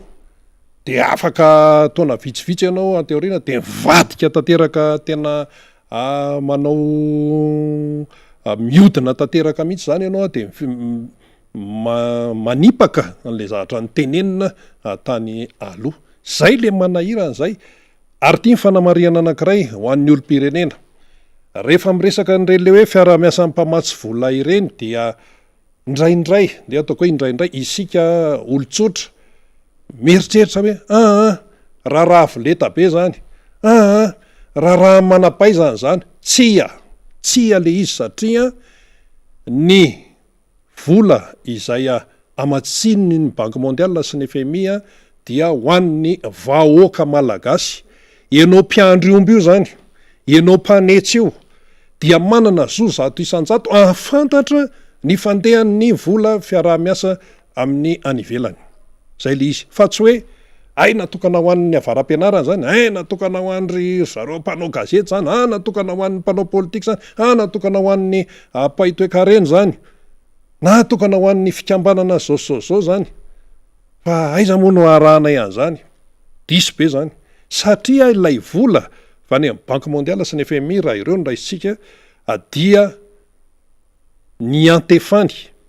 dia any aminao olotsotra io sy vola isanjato malagasy so mbola miaina any ambany ny fahantrano ny any ivelany any ny teneny zany dia reny zany dia natao indrindra mba anatsarana ny fiainam-bahoaka ka nampiandromby ianao na mivarotra amin'ny épicerie ianao na mpanasa lamba ianao ho raisiko eto zao rehefa avy eo remym-pianakaviana dia mananjo tanteraka afantatra an'zany fa io tsisy hoe natokana ho an'ny avaram-pianarana zany natokana ho an'ny mpanao gazety zany resaka reo any zany tsy izantsony zao tsy izantsony satria ianao zany raha mbola mieritreritra an'zay hoe zay raha nga tsy manam-potoana andinihana an'zany fa le fiainana ary ty efa manahirana ka le fiainanao manahirana io mihitsy no hitondran'ny olona fanampiana fa raha ohatra zany tsika hoe zay tsy miraraha zany de ho ataon'zay miraraha zany amin'ny fanaovana azy isika zay tsy mahafantatra zay zany no tsara marihana ao anatin'le isika mila mahafantatra isika mila mahafantatra ary mila manaraka tsara fa tsy mitombona tsony tsy am'izao fotoana zao itsony zany hoe any ambanivohatra de ao de mamoaka akoho de manome katsaka sy variny akoho de zay de vita fa zay tsy de maraka an'zany resaka avoleta be zany tsisy an'zany avoleta be zany io satria lay fiainanao mihitsy no ao anatin'le izy de rehefa tsy taitra ianao zany de inona no zavatra miseho ataon'ny olona fanaovana azy vola be le resaka de eto ary anontany hoe tonontononona daoly ty vola be rehetrarehetra ty fa inona mifetraka an'zany any ambolaninao zay foana le izy inona mifetraka an'zany any ambolaninao volan'ny sasany rehefa amidy de tsy hay hoe inona ntsony zany ny andrahoam-bary misy zany ary petsaka varim-pananana ny gasy am'izao fotoan'zao eny ary raitsika ny vahiny eto amin'ny miara-manonja MBS radio mada remym-pianakaviana anankiray izy petraka eny amin'ny faritry Ivandry ao amin'ny boriboritany fadimy Ivandry raha matotolotra Nambintsoa remym-pianakaviana ary dia iresaka aminy isika momba ny tena hoe fiainana eny anivon'ny tanàna rehetrarehetra any ary zay moa no miara-manonja MBS radio mada mandray ny olona eny anivon'ny fiarahamonina miarabanao ramatotolotra miarabanao namana rina de miarahaba ny mpanaraka ny MBS de miarahaba ny mponiny Ivandry indrindraindrindra fa ireo namana sy ireo mponina rehetrarehetra zay tsy nahazo tao anatin'ilay tosika fameno de arabaina manokana ianareo ka ianao moa zany tonga eto misy ny hoe zavatra tena hoe mampalahelo anareo eny an-tanàna eny hoe misy zavatra tsy mandeha araka ny tokony ho izy de atsapanareo zany de mba tianareo zany hoe ampafantarina ny olona zany isy tena zavatra iainanareo mihitsy hoe tsy hoe raha foroporonina ka fa eo zany ianao anazava azy hoe efa nasinao resaka teo hoe ty le resaka fanampiana sy ny namany ty eny foana izy io na ety aminay ety anosy-patrany ety ara amin'ny fizarana reny eny foana fitaraina anay tsy misy farany le fitaraina na hoe misy mahazo misy tsy mahazo misy fanilokiliana zany foana no eninay zay moa mpanao gazety mandehandeha ndao ary eny tompoko misy tokoa ireo lisitra zany zay nasain'ny sefim-pokotany Ivandry nadika ny anaran'ny olona rehetrarehetra ao anatin'io fokontany vandro io misy sectera 5 rehefa nadika ny anaran'le olona zany rehetrarehetra ao anatin'le sectera 5 de voadika ny anaran'le olona fa ny sectera ray tamin'ireo ihany no entiny navoaka tany amin'ny cyber café zany ho alefa tany amin'ny fidy rehefa mivoaka le lisitra de reo fa le sectera 4 zany tsy nahazo taitra tamin'izay le olona satria ny ankamaroan'le komite ao anatin'le fokontany zany nafantatra n'io zavatra io hoe niraisina ny lisitra le olona fa tsy nalefa le anarana de tsy tafiditra tao anatin'le mahazo le olona de tezitra tamin'izay le olona de nangataka fanazavana rehefa mangataka fanazavana any amin'ny sefim-pokotany zany le olona de mivaly teny sefim-pokotany hoe tsy mahay miasa ny komite nalefa nakan'le anarana ka ze eo amiko ihany ny alefako nefa rehefa dinihana zany reo anaran'olona nalefan'ireo de tsy hoe ze teo amin'ny ihany fa akamakamany zay ny fandraisanareo zay ny fandraisanay anazy satria rehefa misy fizarana ninina fizarana na amin'ny ino ty izy le nisy tamin'ny resaka cyclone le olona trabona de ino zao na indrenesana ao aby tena aminareo tena de reny ihany reny lisitra reny olo reny ihany satria akamakamany de reo ihany no mahazo rehefa mba tsy faly amin'ireo zany le olona tsy hoe tsy faly moa zany fa malahelo de manantony de hoe mangataka fanazavana de mivaliny tsy mahazo valo mahafapo ianao fa hoe andry zareo no eo de ry zareo mahafantatra ny zavatra ataony be de be ny zavatra ataon'le sefim-pokotany amin'ny resaka fizarana sosialim-bahoaka io tsy mitsinjo an'le vahoaka mihitsy izy zany io sefim-pokotaninay io ka rehefa amin'izay resak'izay izy rehefa misy fangatana fanazavana ohatr'izay zany de mivaliny hoe izy ny eo napetraky ny député anankiray ao amin'ny fitondrana izy de tsy mahazo ahozongozony eo amin'ny sezany io na de efa hita hoe tsy mety ny ataony be de be tamin'ireo olom-poniny vandro manko nangataka satria raha ny tena marina sefim-pokotaninay io tsy olona avy eo avandry fa manara-bady izy ny eo de mirere be izy manapanapatra fahefana be izy nisy resaka fanolanan-jaza teo aminay ndre mandeha rehefa nentina tao fokotany le izy zany tao notondran'le fianakavianan'le zaza anankiroa le nanolana sy le voaolana de saika ao ataony raha mpihavanana vita fotsiny tao anatin'ny fokotany tao zany le izy fa za mihitsy no nijoro satria ankizy teo aminay le zaza hoe tsy mety io fa tsy maintsy any amin'ny mpiarozon'ny zaza ihany no anaovana n'io resaka io de ny polisy mahafantatra ny zavatra ataony fa raha tsy zany de efa vitavitany alamindamy eo satria hoe sampon'ny vandro zany zavatra zany zao de efa tsy mety satria olona hitatana fokotany ianao de zavatra ohatr' zany ny ataonao mandeha indray amin'ny resaka fakana taratasy ao amin'ny birao de ahitana olana foana tsy maintsy misy olona mifamaly amin'io filoha-pokotany foana rehefa maka taratasy eo amin'io birao pokotany io Pina no mahatonga an'le hoe famaliana resaka taratasy pokotany zany ohatra hoe resaka atao hoe routine zany mahazatra pokotany rehetrarehetra fa ny anareo nefa misy wawawa foana tsisy farany satria io président io zany sady efa tsy de hita matetika ao amin'le birao fa misy ale foana de rehefa miandry anazy ny taratasy atao soni de tsy maintsy miditra ao amin'le olona tondra taratasy atao soni de amena vola kely aloha ny sekretera de zay vao vita aingakaingana le taratasy misy proof dolo zany teneninao zany eny tompoko zavatra ohatr' zany foana ny anazy ny zavatra teny ataony eo ihany koa nangataka ny mpivarotra amoron-dalana hoe mba mpitao ny afatra anay fa miresaka amin'ny sefim-pokotany zay tsy mahazo rary mihitsy nanao fikambanana ny mpivarotra amoron-dalana rehefa nanao fikambanana le mpivarotra amoron-dalana de ny sisifany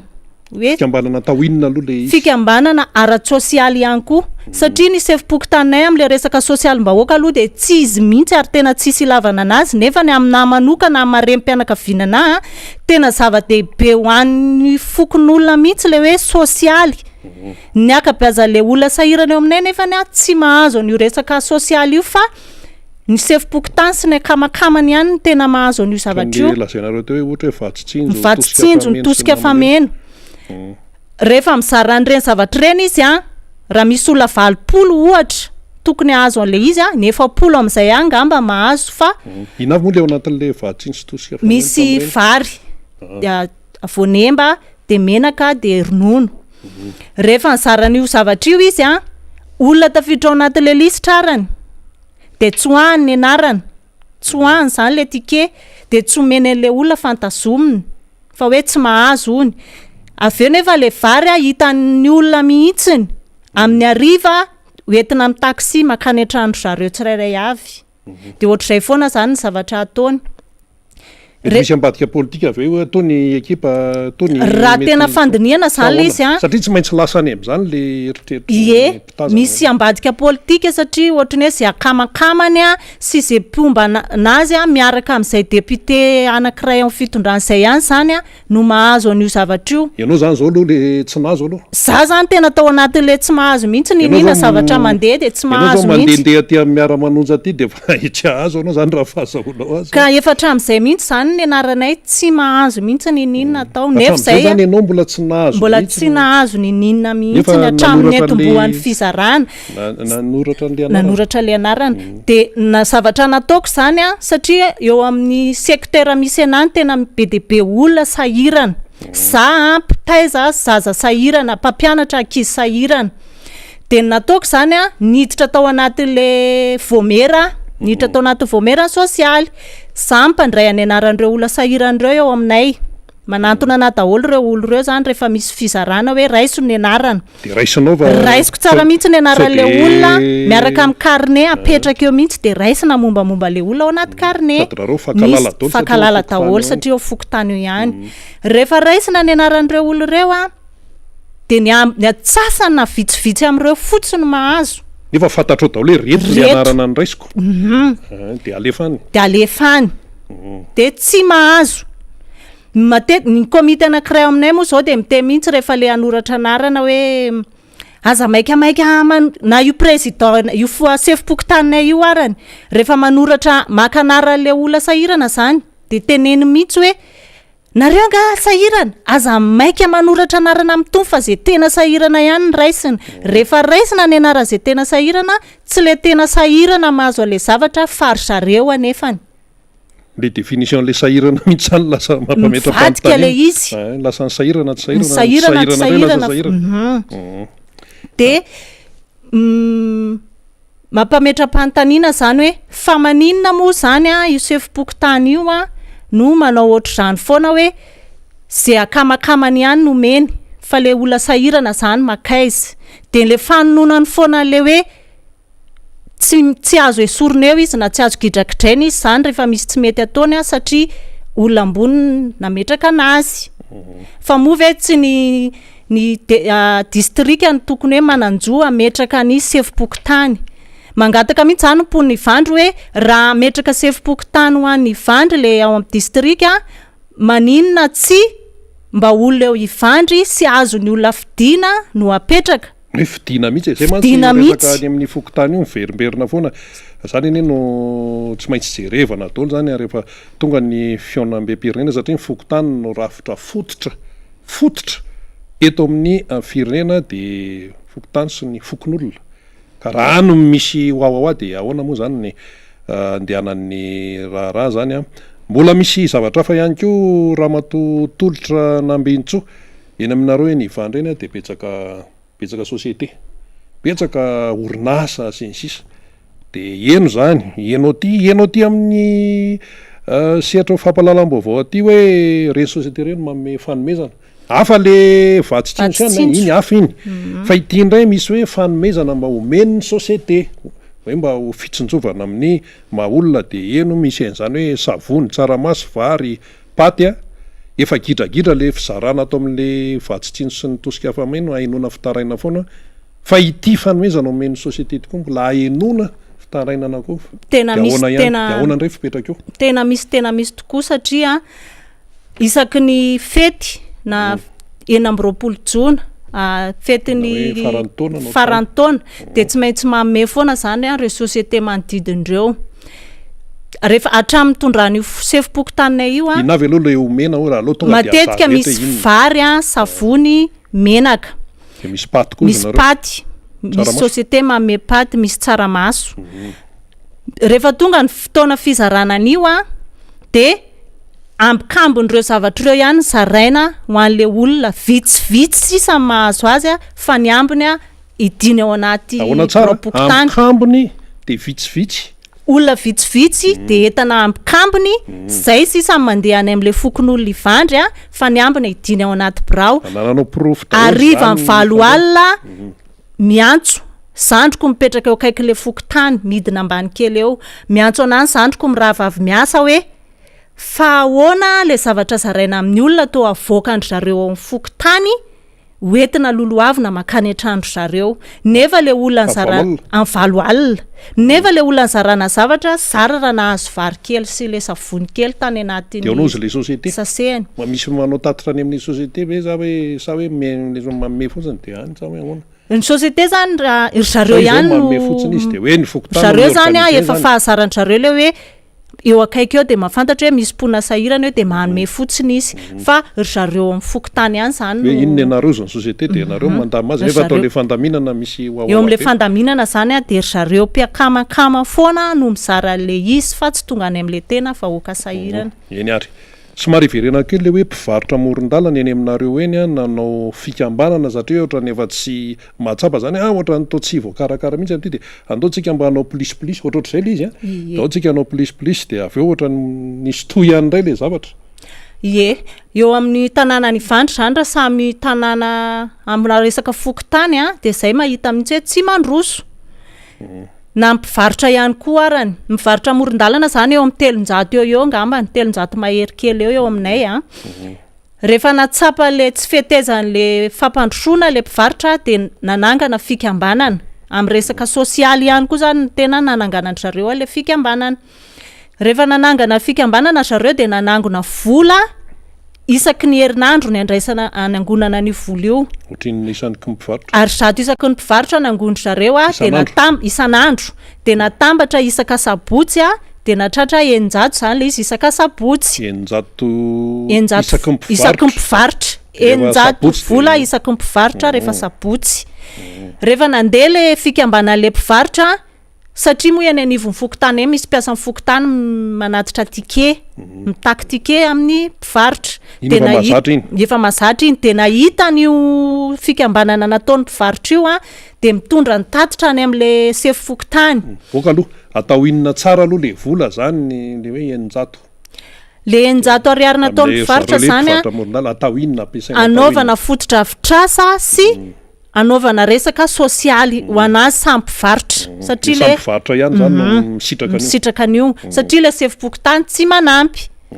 satria efa tsy mahazo any vatsitsinjo daotsika mba hetsika manokana mba hetsika zany le mpivarotra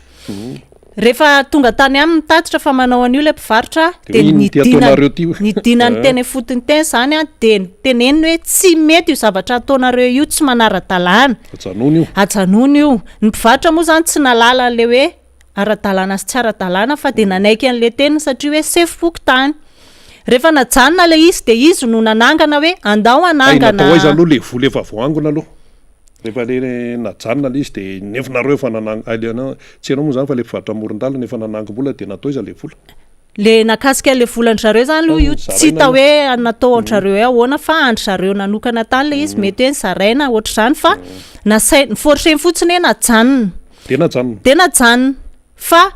eo mpanajanonana an'le izy a nasainy nandoro 2 arivo isam-bolana any amin'ny fokotany reo mpivarotra ireo tsirairay avy ireo a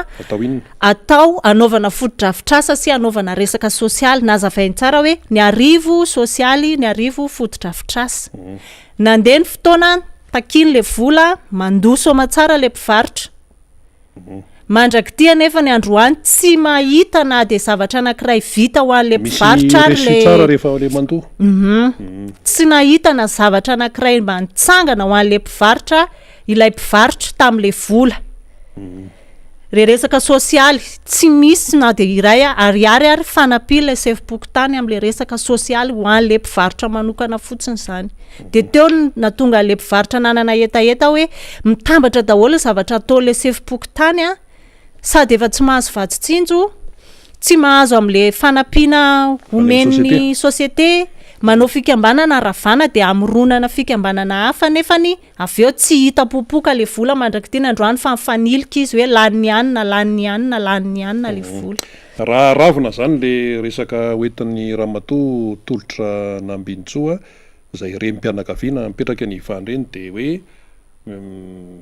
tak zany eny mba hoe mba isiny mangarahara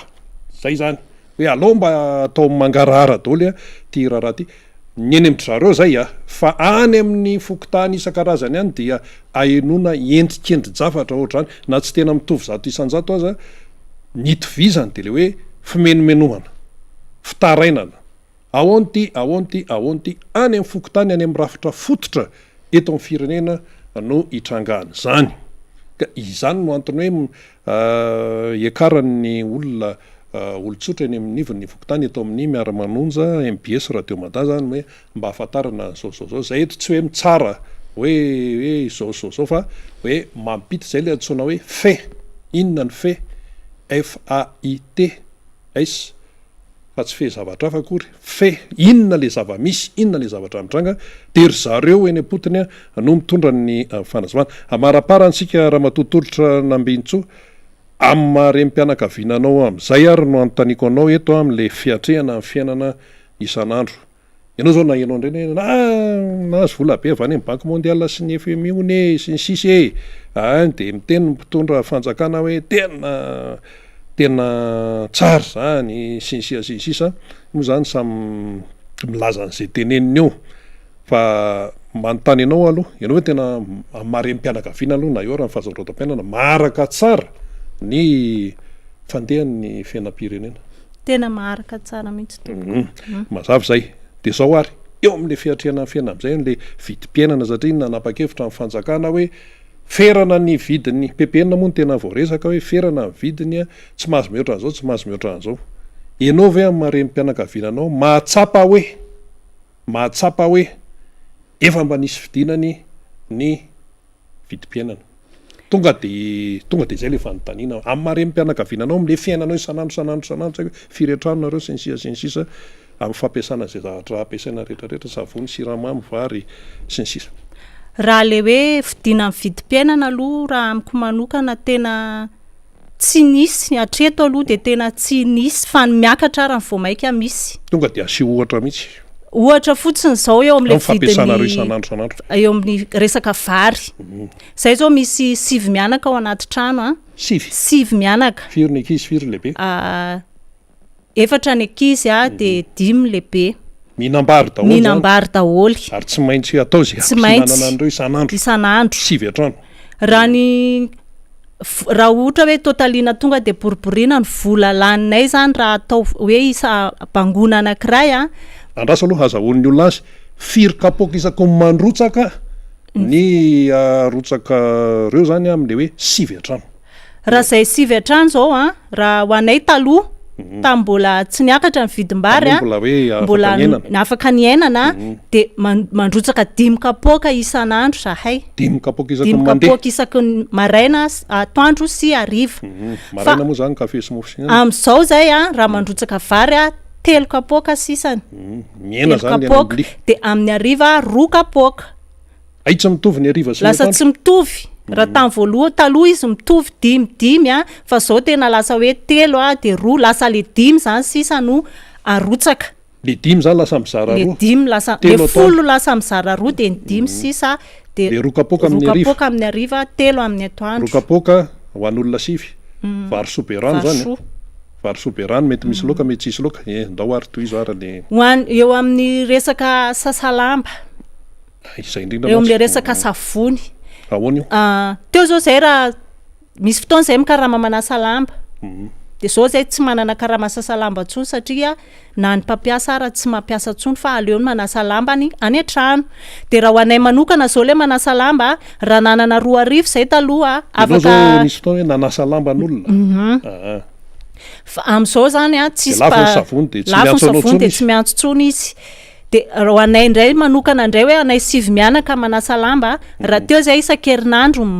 manasa lamba zao lasa tsy mavita manasa lamba isan-kerinandro tsony no le vidin'le savony de mitobaka ao ny lamba lasa maloto mitobaka eo lamba maloto tena mitobaka mihitsy satria raha nanana 2 arivo ianao taloha sady mahazo vidin-drano mahazo savony sy ny vovo-tsavony fa zao 2 arivo savony anankiray sy ny vovo-tsavony fotsiny zany ny azony de tsisy vidin-drano tsisy nininy savony ray savony ray Am'le 300 satria sy arivo. 300 ny ray zany mihitsy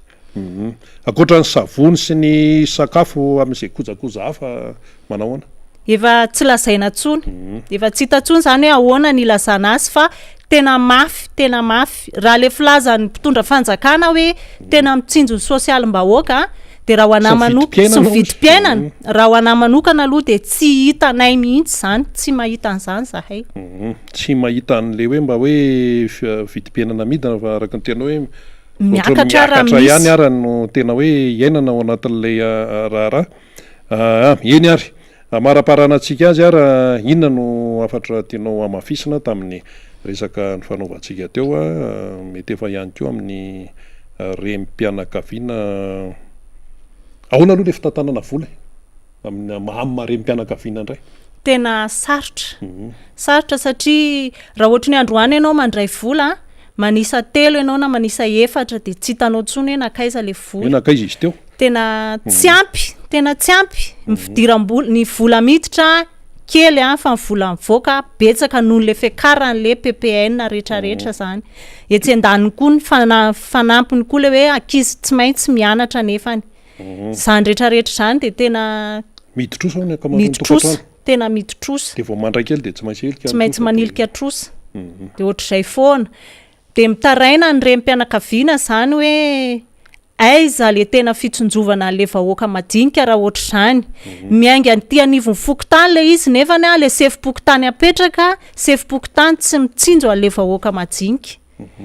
de mba mangataka le olona any ambony zany am'le fametrahana le sefim-pokotany hoe mba ataovy olona mafantatra tsara ny tantaran'le mponina ao aminy no olona apetraka ao amin'ny fokotany fa tsy olona hoe zay titina fotsiny ko hoe fidin'ny olona aleo mihitsy mba le olona ao am'le tanàna mamantsy am'le fokon'olona zay mihitsy zany tena angatahany fokon'olona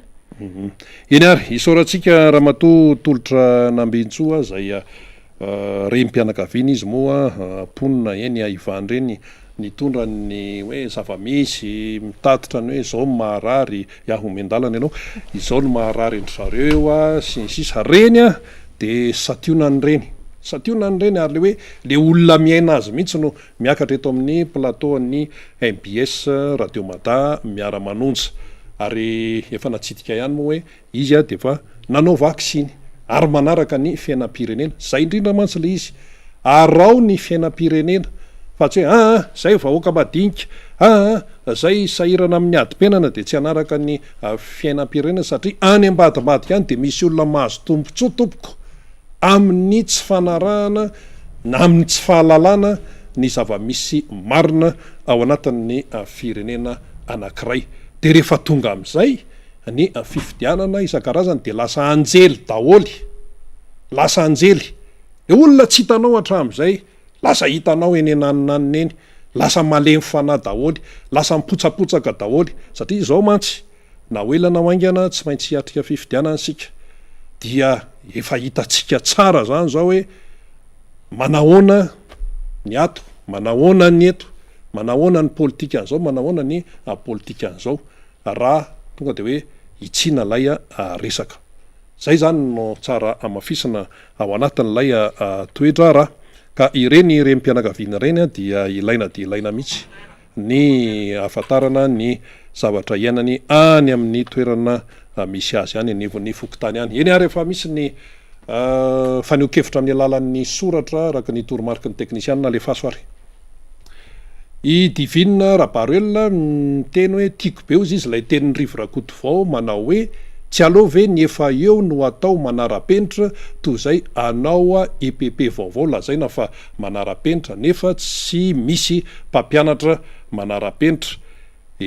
marina mihitsy ny tenin'ny Andriamatoa Rivo Rakotovao momba an'izay ary efa malo ny fanamariana momba an'izay atao manara-penitra tsy manara-penitra nefa tsy arak'izay akory le izy I Faxda Joselito miaraba ny vahoaka ozy a izay mbola tsy maty foamanaina am'izao a jaly mafy mahazo antsika malagasy zao mila vonjy ny vahoaka ato anatin'ny distrikany Manakara. Olona iraindray no matin'ny fihinanana veoveo ny alatsinainy ny paska teo ary efatra no mbola manaraka fitsaboana.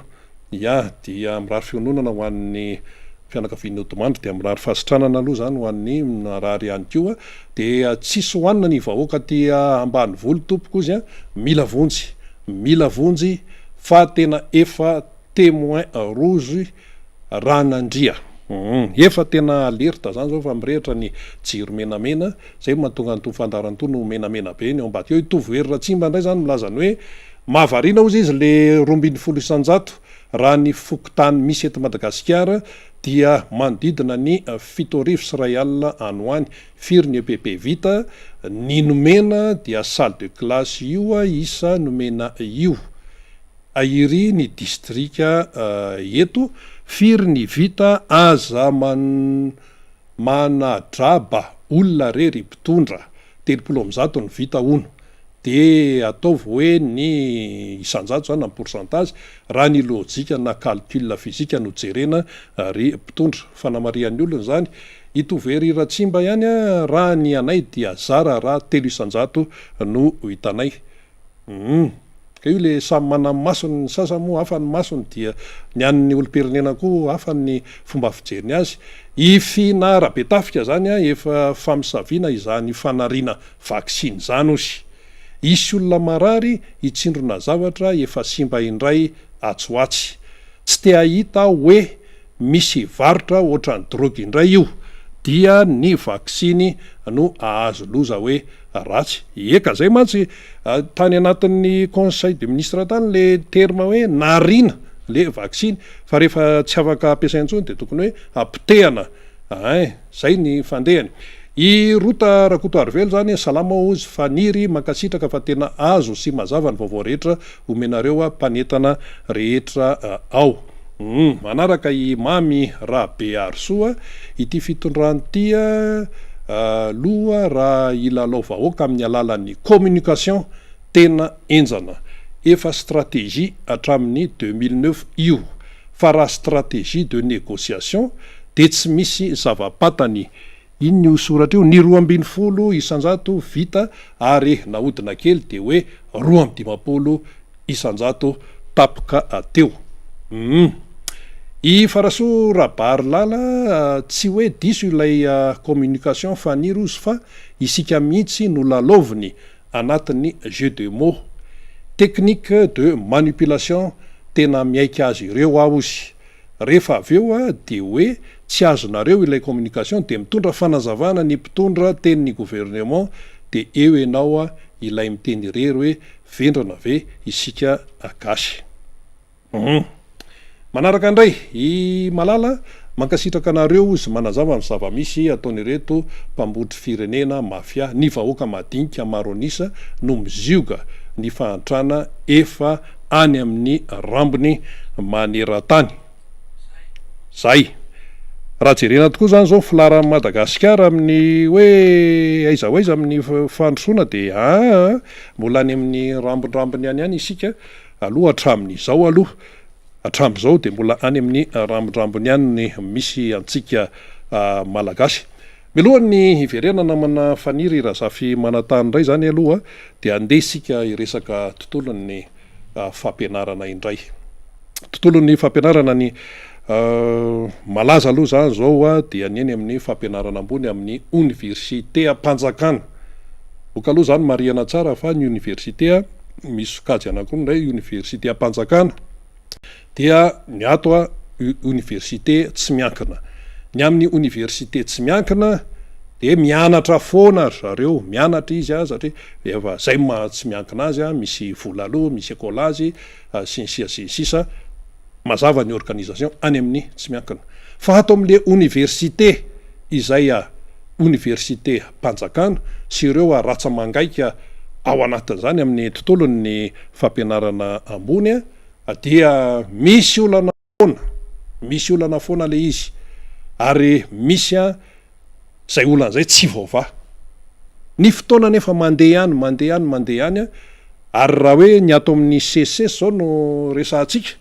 miteny mihitsy ny CSS voamaly a tsy hoe atao sorona ny zana-bahoaka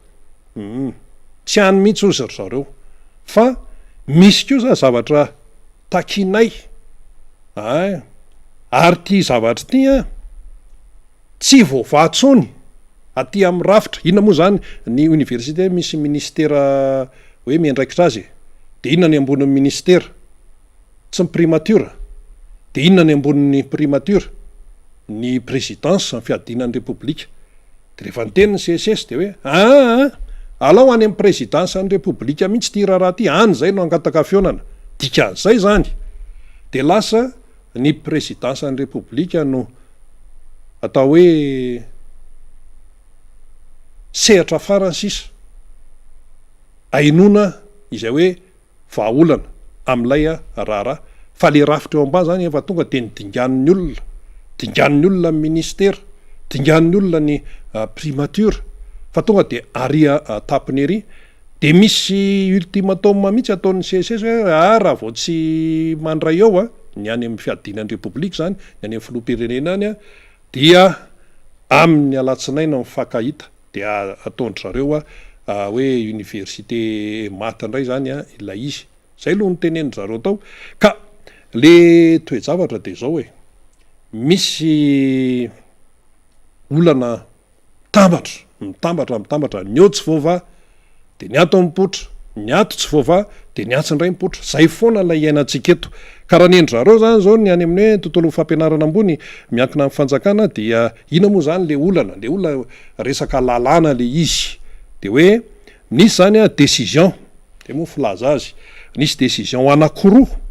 nataony ny fitsarana avy momba ny lalam-panorenana haute cour constitutionnelle izay nolazaindrareo amin'ny CSS zany fa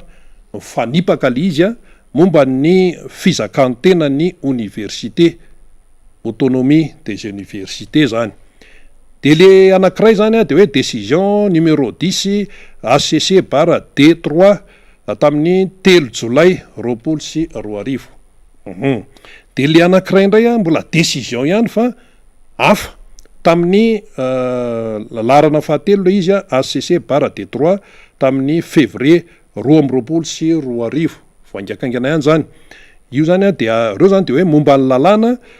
numéro 2021 028 momba ny loi zany io loi numéro 2021 028 momba ny autonomie des universités de ao ihany koa ny établissement public d'enseignement supérieur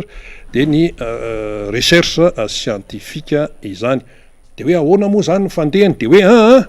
nambarany teo anivony fitsarana aby momba lalam-paharenana zany fa tsy conforme zay mihitsy le teny somary teny teknika kely tsy conforme amin'ny lalam-pandrenana izany loi zany de mazava loatra moa zany fa de fa tsisy resaka promulgation somary resaka teknika kely le izy ka zany zavatra rehetra zany dia mifamoafao zany ao anatiny ity raharaha ity de eo le hoe mitaky fionana amin'ny filoham-pirenena andray va ny filoham-pirenena sa tsy andray zany aloha tsy fantatra aloha zany fa de ho hita eo zany ny fizoran'le raharaha fa le fototry le olana eo anivony ny CSS de hoe momba ny hoe filana momba ny fizakantena n'ireo université miankina amin'ny fanjakana sy ny toeram-pampianarana ambony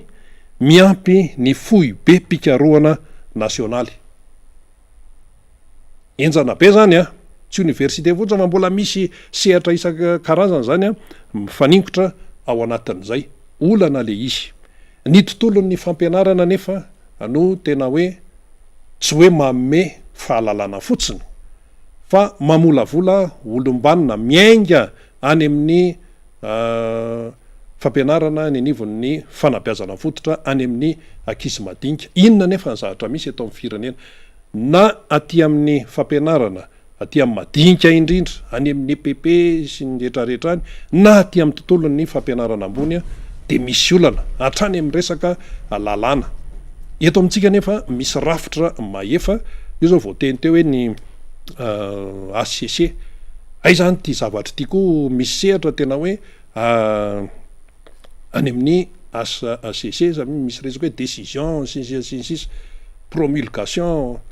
resaka lalàna daholo ny ao an'ny fonosana zany a rehetrarehetra zany de misy tsy fetezany misy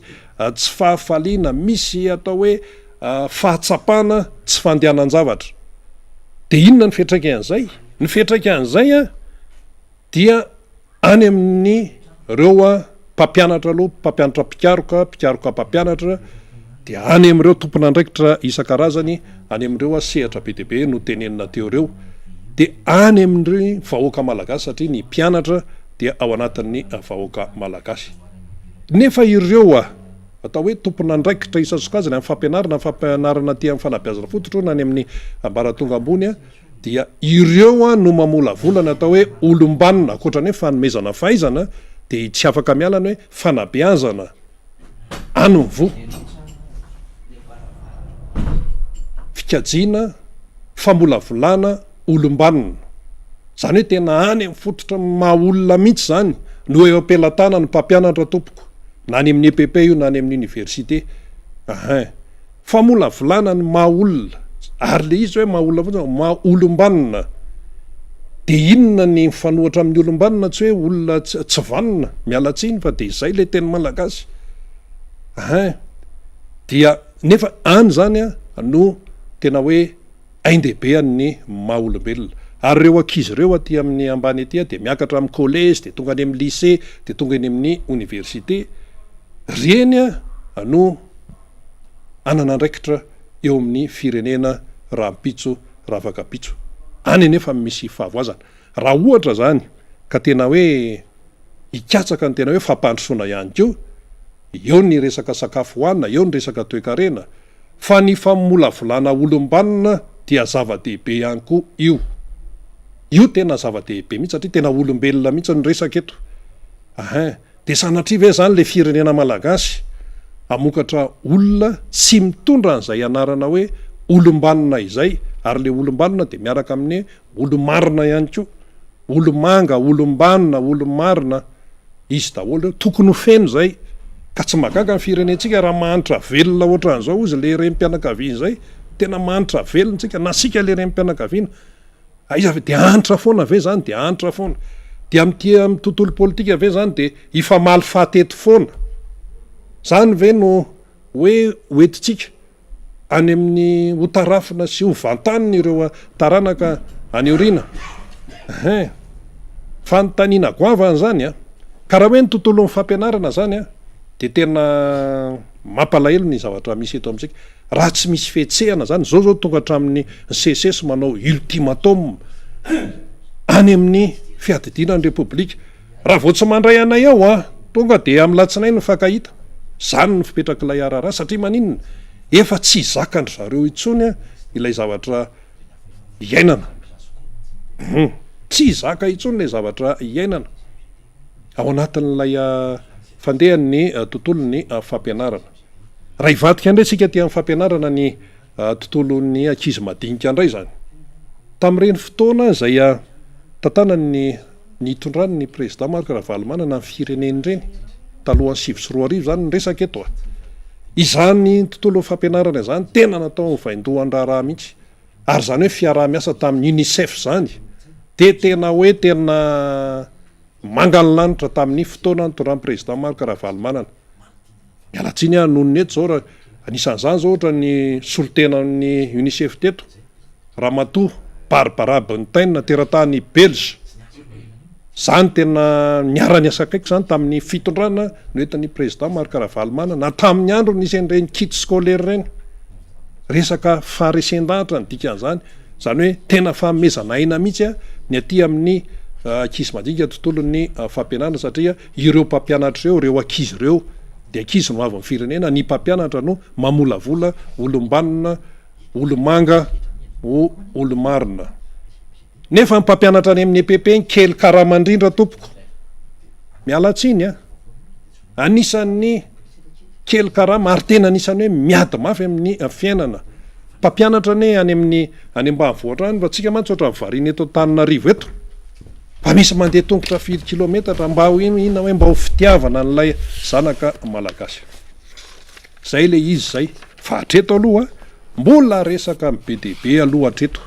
fa iny moa zany asationany fotsiny iny resaka hoe tontolon'ny fampianarana iny andraisitsika le hoe fitakiana fionana ataon'ny sesesy amin'ny filohampirenena noho ny zavatra zay hitandrareo hoe tsy mandeha am'izay loniny de ny aty amin'ny fampianarana aty amin'ny ambaratonga voalohany aty any koa dia misedra ny tserany aina ao anatin'ly satria vahoaka daholy ny anaran'ny izany namana fanira zava-manatany ny sitaka kely ianao vetivety ianao hita vetivety ianao tsy hita io ndray ianao io andray ny député fetra ianao menanao avy hatrany ary ny sehatra ndoary misaotra betsaka rina de makasitraka n'le vahentsika teo ihany ko satria olotsotra amin'ny tantara sy miresaka ny zava-misy any amin'ny zavatra iainany reny de isika moa zany natao zay hoe mba hahafahana mamevana ny rehetra izay de zay no tanjona lehibe antsika ny amin'ny famomezana sehatra ho an'ny rehetra de reny zao tsika mahita hoe ny olotsotra misy mpandrara misy mpikambana ao anatin'ny société civile fikambanana tsotra misy mpikambana amin'ny antoko maro be de zay de miteny amintsika fa raha tsy anasa ihany ko de misy ny avany amin'ny faritany ka maro be reo tonga tiany MBS mba hanio hevitra de misy fandaminana samihafa reny rehetrarehetra eny de mahafinaritra ny mifampitafa amintsika zany ny ho an'izay tsy afaka makaty moa zany de mandefa ny communication samihafa amin'ny Facebook amin'ny alalan'ny SMS amin'ny alalan'ny antso mivatana ho an'izay manana ny antso antarby na ho anay mpanetaneto na ho an'ny solombavimoaka na ho an'reo mpiara manonja aminay eto de mandefa n'zany afatra izany daholo isika menakafy de mahafinaritra le satria zany raha teo hoe no everitsika ataotsika asa lehibe misy ny hoe aleo iteny ny vahoaka eny am'izay tandrify ny zavatra rehetra zay misy azy eny de ifandrombonany etran'izay le izy fa misy koa manko miteny hoe de nareo de miteny foana eto de tena itsiko mihitsy ty resaky te nareo de miteny foana miteny foana ka raha tsy miteny ary inona ny afatara ny vahoaka n'le zava-misy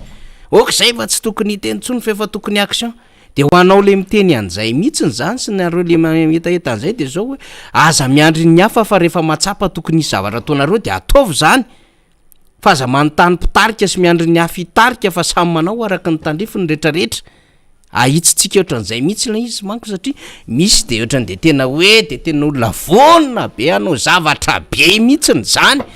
de tena blabla loatra be loatra le resaka tsy aro sy ny sisa ohatrohatran'izany raha tsisy ny zavatra zavaina raha tsisy ny vaovao zaraina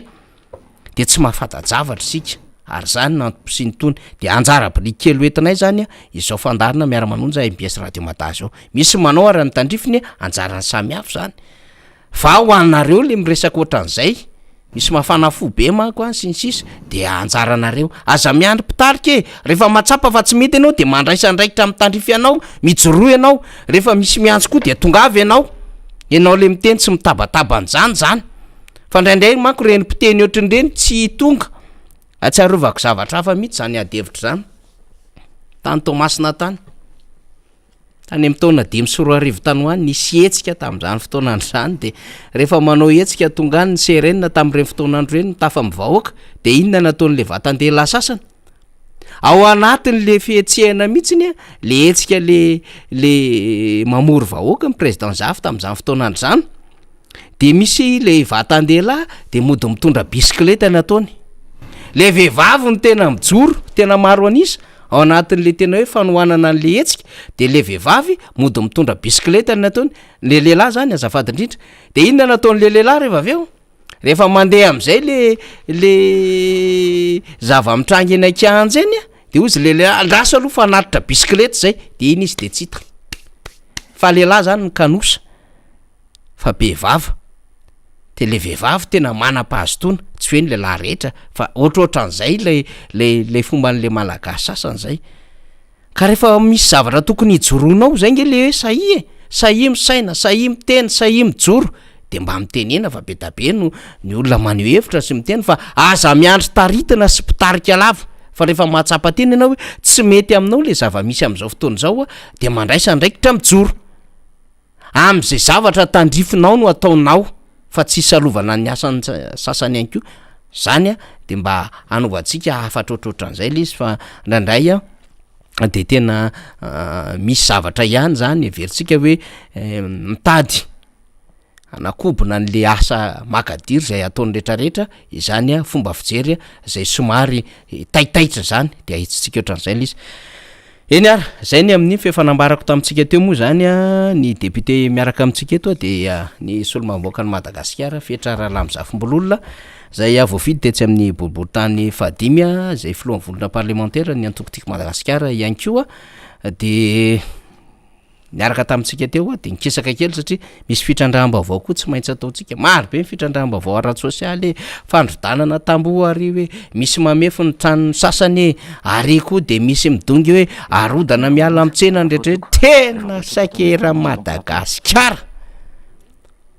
de manodidididiny eo am'mpanambola vahiny eo daholo midongy an'le tanyle malagasy de zany rehetrarehetra zany tsy maintsy mbola nanangonana vaovao fa rehefa tonga fotoana resana misy ny menomenina ihany koa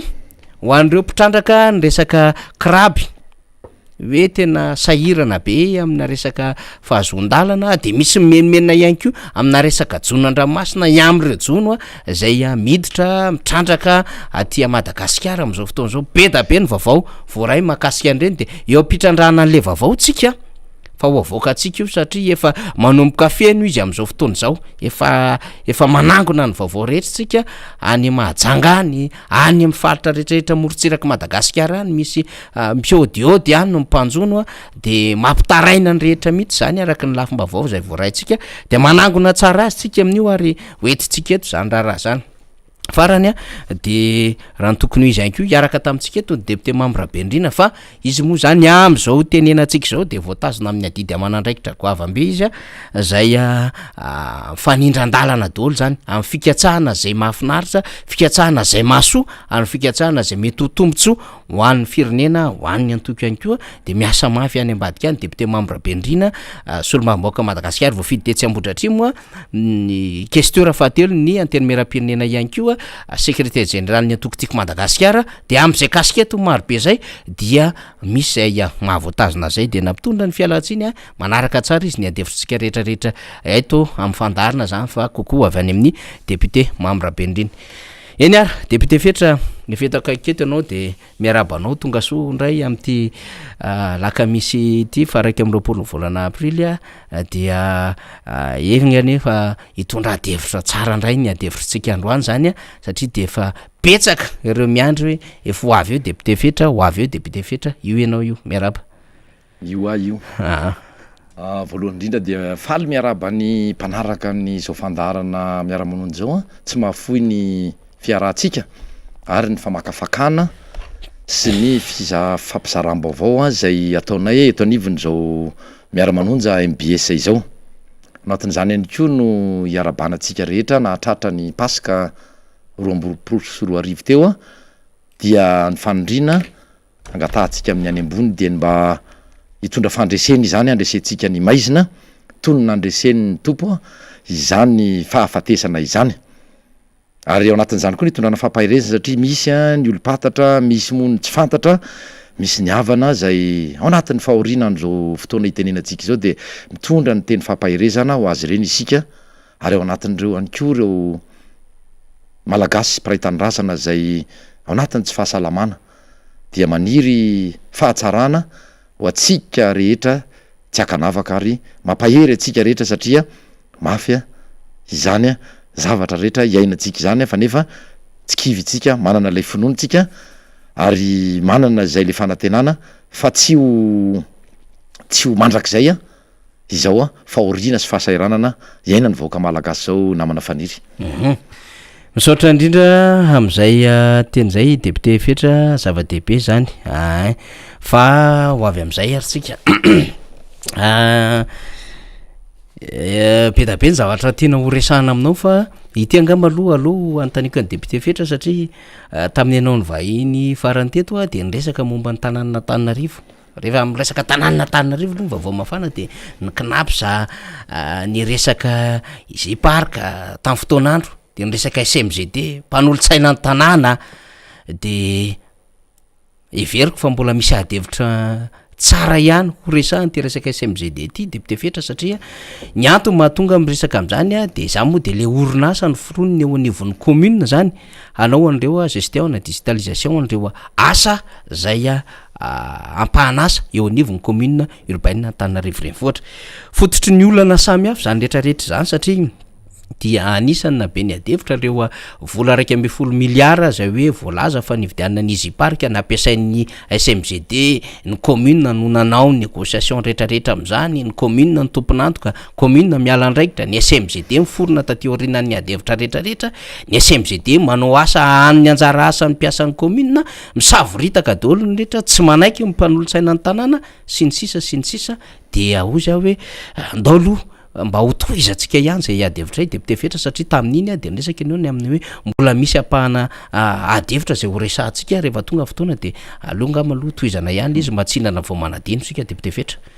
mariny zany faniry satria niteraka resabe teny anivon'ny tambazotra teny anivon'ny fampahalalam-baovao sy teny anivon'ireo olo-pirenena sy ny mpanara-baovao zany resaka findramam-bola hafahafa teny anivon'ny knap zany tokoa ary anomboako an'zany matoa izahay mbola miteny ary mamerina n'zany resaka zany dia misy ny atao hoe zone d'ombre na hoe apahany mbola maizimaizina angatahana fanazavana avy any ampitantana ny commune urbaine Antananarivo am'izao fotoana itenenantsika izao ary tsy ao ihany fa eny anivon'ny filan-kevitry ny tanàna Antananarivo ihany koa ny olana angetsy anina na manafaniry sy mpiaino ajaina tsy nijanona treo amin'ny resaka hoe fampindramam-boly fa tena resaka maro be no nitakiny ireo mpanolotsaina ny tanàna Antananarivo indrindra fa ireo tsy miaradia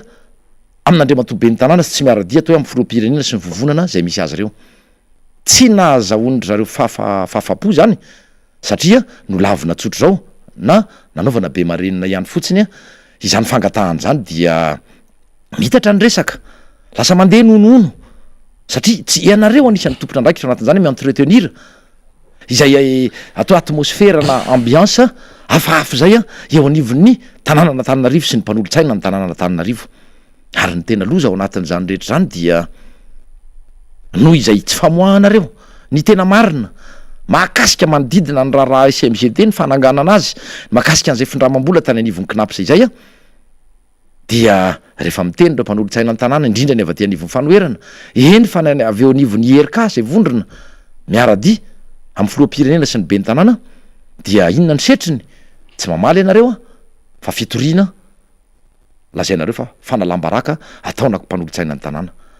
zay le tsy mety zay le tsy azo ekena mihitsy zay na manafaniry sy mpiaino ajaina satria inona ny manaka ananareo atao hoe manana ny fahefana eo anivon'ny tanàna Antananarivo na ny mpanatanteraka io na ny filan-kevitry ny tanàna tsy amoaka ny zavatra angatahany mba hitsahatra treo izay aya amina resaka hoe fanodikodinana araky ny teny teo manodidina nireny findramam-bola betsaka neny fandikan-dalàna nataonareo raha ny atao hoe 2014-020 no resahana na ny tsy fanomezanareo asiny fa nitsakitsahana ny lalàna fampiasanareo le misy ao anatin'ny fitsipika anatina makasika an'ireny hoe rehefa misy apahefany ao anivon'ny mpanolotsaina ny tanàna mangataka fa atao latsabato miafina ny fanapahan-kevitra raisina na ny délibération de mody misy mangataka foana zany de atao latsabato miafina tsisy tsy mahalala fa endrika misy kolikoly sy fividianana vatony mpanolotsaina ny tanàna ivelanareo zany zavatra zany zay anankiray fa tsy valapatra any amin'ny resaka knapsa fanaizanana tsy zany misy ihany ny fanontaniana mipetraka araky ny lalàna velona misy eto amin'ity fireneny ity raha ny fahalalako azy ny fahalalana azy diso izay raha ohatra tsy mifanaraka amin'ny zavatra marina sy ny lalàna ny resahana eto de vonona izay andray ny fanotsiana avy any aminareo may ianareo teknisianina anivony etra io dia mahalala tsara an'zany fa izao ny fanontaniana apetraka ay vitsivitsy manodidina an'zany raha rakinapsa sy SMGD zay mbola araky ny teniko hoe mbola anatin'ny raha mafana vaovao mbola tsy masiso etanivony tanàna Antananarivo zany raha misy ve olona nampanolo-tsaina ny tanàna indrindrandrindra mangataka ao araky ny teniko ary mahalala ny zony izy mahalala ny andraikitra ny fidianany vahoaka azy izy sy araky zay marita ny lalàna azy de nefa odinareo faniny zany anaovanareo be mareniny zany de rehefa misy ny zavatra mety atao hoe mety ny blisatra kely de lasa ndray a toy ny findrany virus nandray matobe ny tanàna le mpanolotsaina anankiray zay a zay niaraka taminay tao tamin'ny fotoana teo aloha zany ny tantana ny raha mato be ny tanàna ny laora valomanana de efa misy zavatra kely de inona narangaranga fanitsivy ny fanimpolony izao a de lasa ndray a tonga ny fitoriana zay ny teneniko hoe findrany le virus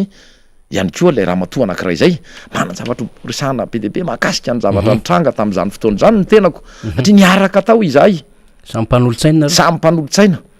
raha tsy teny fotsiny afa-tsy ny atao hoe fanivaivana misy mirahavavy izy tao nyray moa zao fa minisitra am'izao fotoana itenenantsika izao tovitovy le anarana tovitovy le anarana mitodika aminareo mirahavavy a za tsy nanona anarana fa sika rehetra malala iza ny olona tiako resahana am'zany fanivaivana raha miditra ny be ny tanàna de ny fanao a de moimboninahitra izy a mitsangana ndrehetra ao anaty zany efitrano fivoriana izany zay ny fanao fa samy teny aminareo fa tsy mitsangana ny sasatsasany na ny mpikambana tao anatiny zany a tokony tariany na fikambanana ny tariany raha mato minisitra zany a izy tenany ihany ko tsy mitsangana ary zareo tsy nisy ny commentaire navelanay am'zao satria zay ny hitany fa mety mandeha ny ady hevitra tsy mbola nisy an'zany atao hoe atao latsabato miafina ny fanapaha-kevitra tao ary tsy nampiasana be fatany izany hoe andininy anankiray ao anatin'ny fitsipika anatiny a milaza fa rehefa misy apa-efatry ny mpanolotsaina no mitaky zany a de taterana tena ataon'ny fanao zany isaky ny de ivorony am'izao fotoana itenenantsika izao fa tsangatanana foana tam'zany tsangatanana foana tam'zany mariky ny demokrasia zay mariky ny demokrasia izy ary tsisy jadony maro anisy santo araky ny tenin zareo ny apaha-potoana betsaka tam'zany fotoana zany fa raisam-pitenenana tsy mba niferana izy zany sailazy eto aleo fantatry ny vahoaka malagasy sy ny vahoaka anatananarivo fa ny teny arak'izay tiany tenenina ary ny ataony hoe nanao ampimamba ny anakapa reny ny temps de parole mandritra ny fivoriana tsy misy afa-tsy izy am'rahavavy a de nisy ray fanampin'izay ny atsasa-potoana mahery a anjara fitenenana atao am'zany naverana lalaka na inona fa nivaivana na inona fanaratsiana natao tam'zany fotoana zany na ny be ny tanàna na ny mpiara-miasa aminy sy ny rehetrarehetra dia inona no ana mba naheno ve nareo ny be ny tanàna hoe nandeha nytory na mpanolotsaina ny tanàna na olo-kafa zay ambarako etonao fa nanivaiva nanao tsinitsinina zany ray aman-dreny sorana ny fanetretenana nanana zany be ny tanàna zany fa tsy toy ny ankehitriny vao mietsika de fitoriana vao mietsika de fitoriana eny fa na izy samy anatin'ny vondrana ierikara dia mifampitory ilaina angely mpanoatra ilaina le ady hevitra demokratika ilaina le ady hevitra satria zay fahasamihafana zay no mitondra atsika makany a rehefa mifanaja makany am'zany atao fampandrosoany zany tsy zay ny zava-misy am'izao fotoana itenentsika zao fa asa mbola ho amarinina moa ty vaovao ty a hoe nitory ndray raha matompan'olo-tsaina izay manaradia ny be ny tanàna na tsy piray atoko aza dia mampalahelo satria zavatra kely tsy misy fotony no hitoriana araky ny teniko teo nangataka ny fanazavana ireo nangataka fanampom-baovao reo mpanolo-tsaina ny tanàna reo tsy nomenareo ary rehefa tsy nomenareo de nandefa vady tany vao tsy hely zany namana fanitry-piaina-jaina nakao amy commune urbaine Tananarivo nakao amy filakevitry ny tanàna nangataka an'izay le hoe mba nomezana azy ireo a ny manodidina ny fananganana an'io a société SMGD io lasa resabe io zavatra tsy nomeny nandeha nakany amin'ny SMGD ihany ko izy ireo miala tsiny tompoko tsy nahazo torak' zany ihany ko de ananao PV de carence araky ny fanao moa ny vady tany hoe tsy azo le izy a oreo de atreo vita ny PV de carence eo miantona mandeha ny resaka misy ny avy any ivelany misy ny avy eto atoerana samy misitona samy laza zay fantany a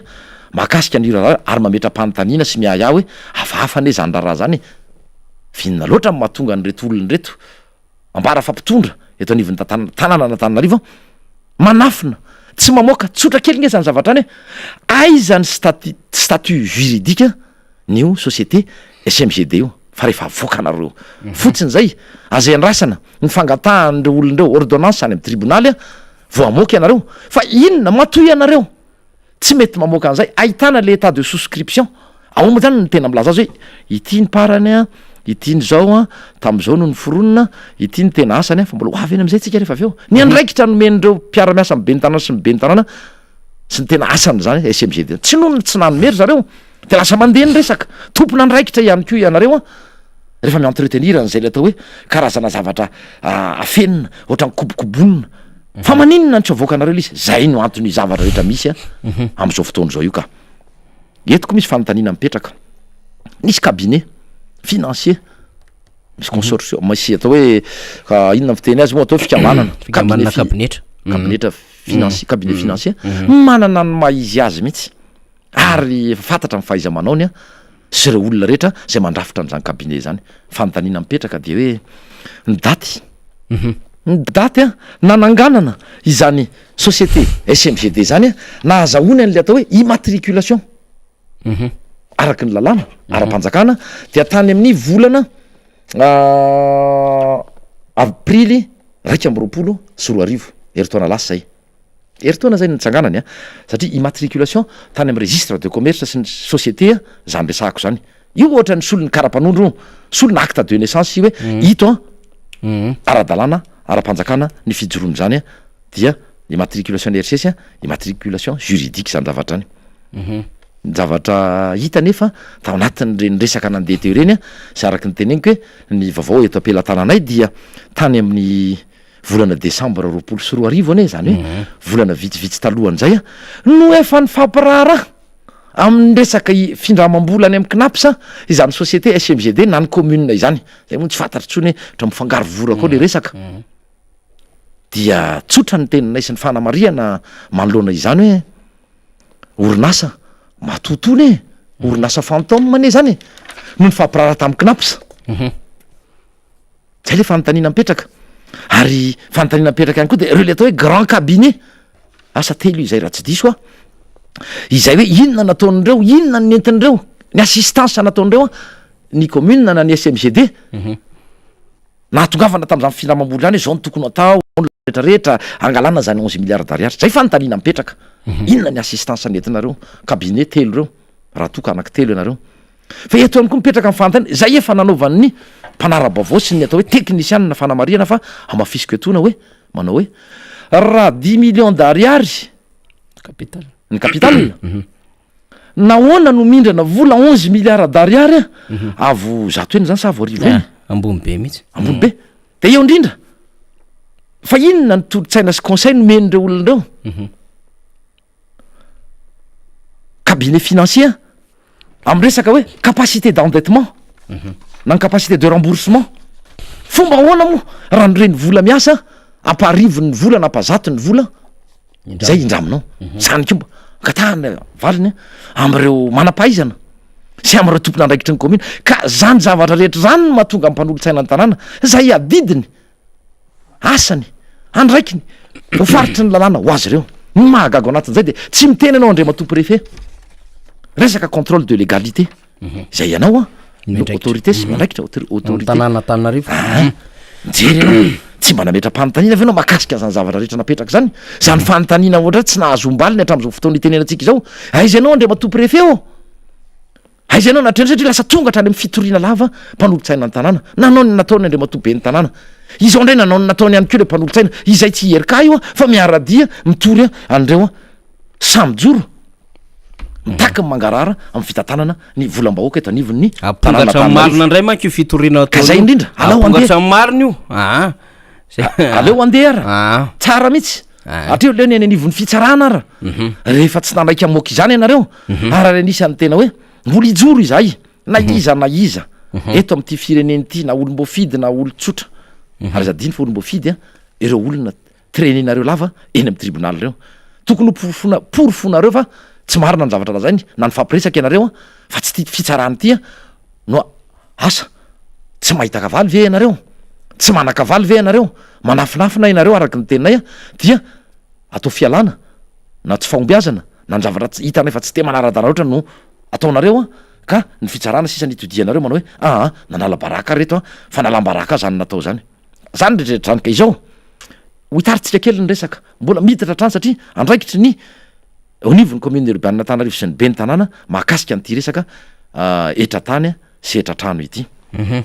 mbola ao anatin'ny asa izay nomeny sahaniny SMGD akoatry ny resaka hoe ny vola fandraisana ny vola am'ireny ofa ny parkina ny tsena ny resaka bloc sanitaire fa ny tena horesatiako horesana de mahakasika ny etra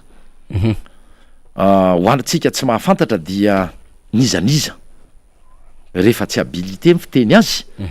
amin'ny anina ny ao anatin'ny code général des impôts izany zavatra any tsika koa nge manana ny olona atao hoe manolotsaina akoatrany zay fahalalana kely ananana mahalala tsara mafe zany resaka hoe fitakiana etra izany de zao ny zavatra nitranga zao no zava-misy eo anivon'ny commune zay mbola tsy hitanao moa na miantona na nampiarina am'izao fotoana zao io resaka etra tany sy etra trano io nakarina avoroa eny folo eny zato eny arivo eny hita zany taorina fahatongavany reny rôle moa na vie de paiement na vie d'imposition tonga tany atokantrano tsirairay indrindra teny boribory tany fahadimy de izao no mahagaga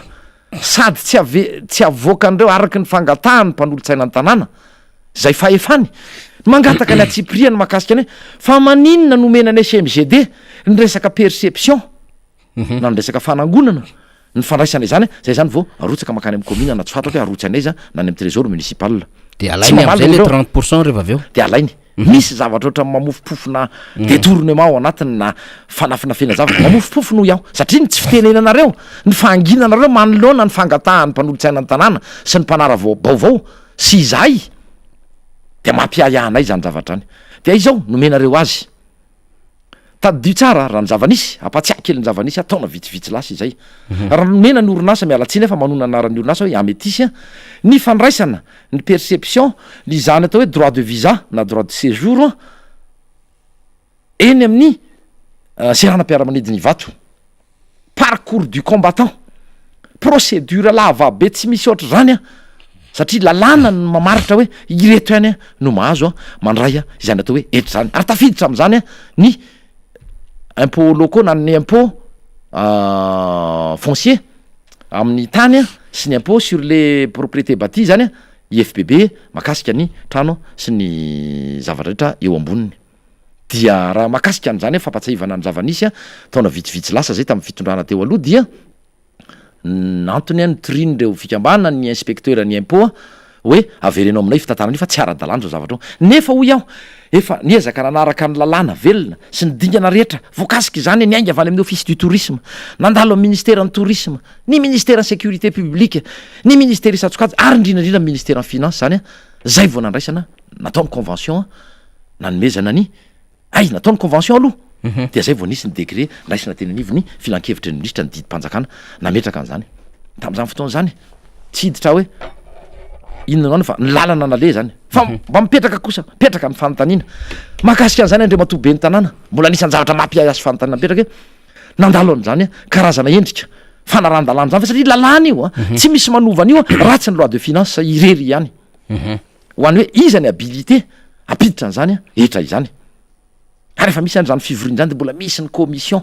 nisy an'izany ve teo anivony anina sa tonga de natolotra fotsiny hoe anay fahefana de ataony zay tia natao SMGD izay efa misy zone d'ombre iaho na ny fananganana azy na ny fomba rehetra sy ny asa tena endraketany fa koatra zay mbola manay izay hoe misy endrika ato anatin'ity zavatra ty détournement ka azavao ny sainay ny mpanara-bavao sy ny olona zay voakasika zany ny Madagasikara ray manontolo indrindrandrindra ny tanàna Antananarivo sy ireo mpanolotsaina ny tanàna Antananarivo habilité marina ve andray izany ny SMGD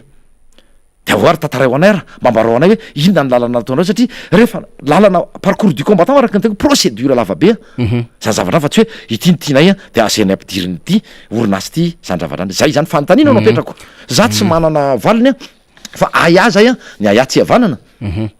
dia teniko teo mitondra fanazavana satria tsy ny hoe fitoriana mpanolotsaina akory satria zay manelingelina an'le mpitatana an'le tanàna de lasa misy miditra mihitsy le mpanolotsaina zany miaro an'le mpitatana ny tanàna Antananarivo ka tsy hoe fitoriana mpanolotsaina akorina ny ahafoana ny raharaha fa ny raharaha de mitoetra trano foana ny amin'ny tsy fahamarina ny nananganana an'le orinasa sy nakana an'le 11 milliards d'ariary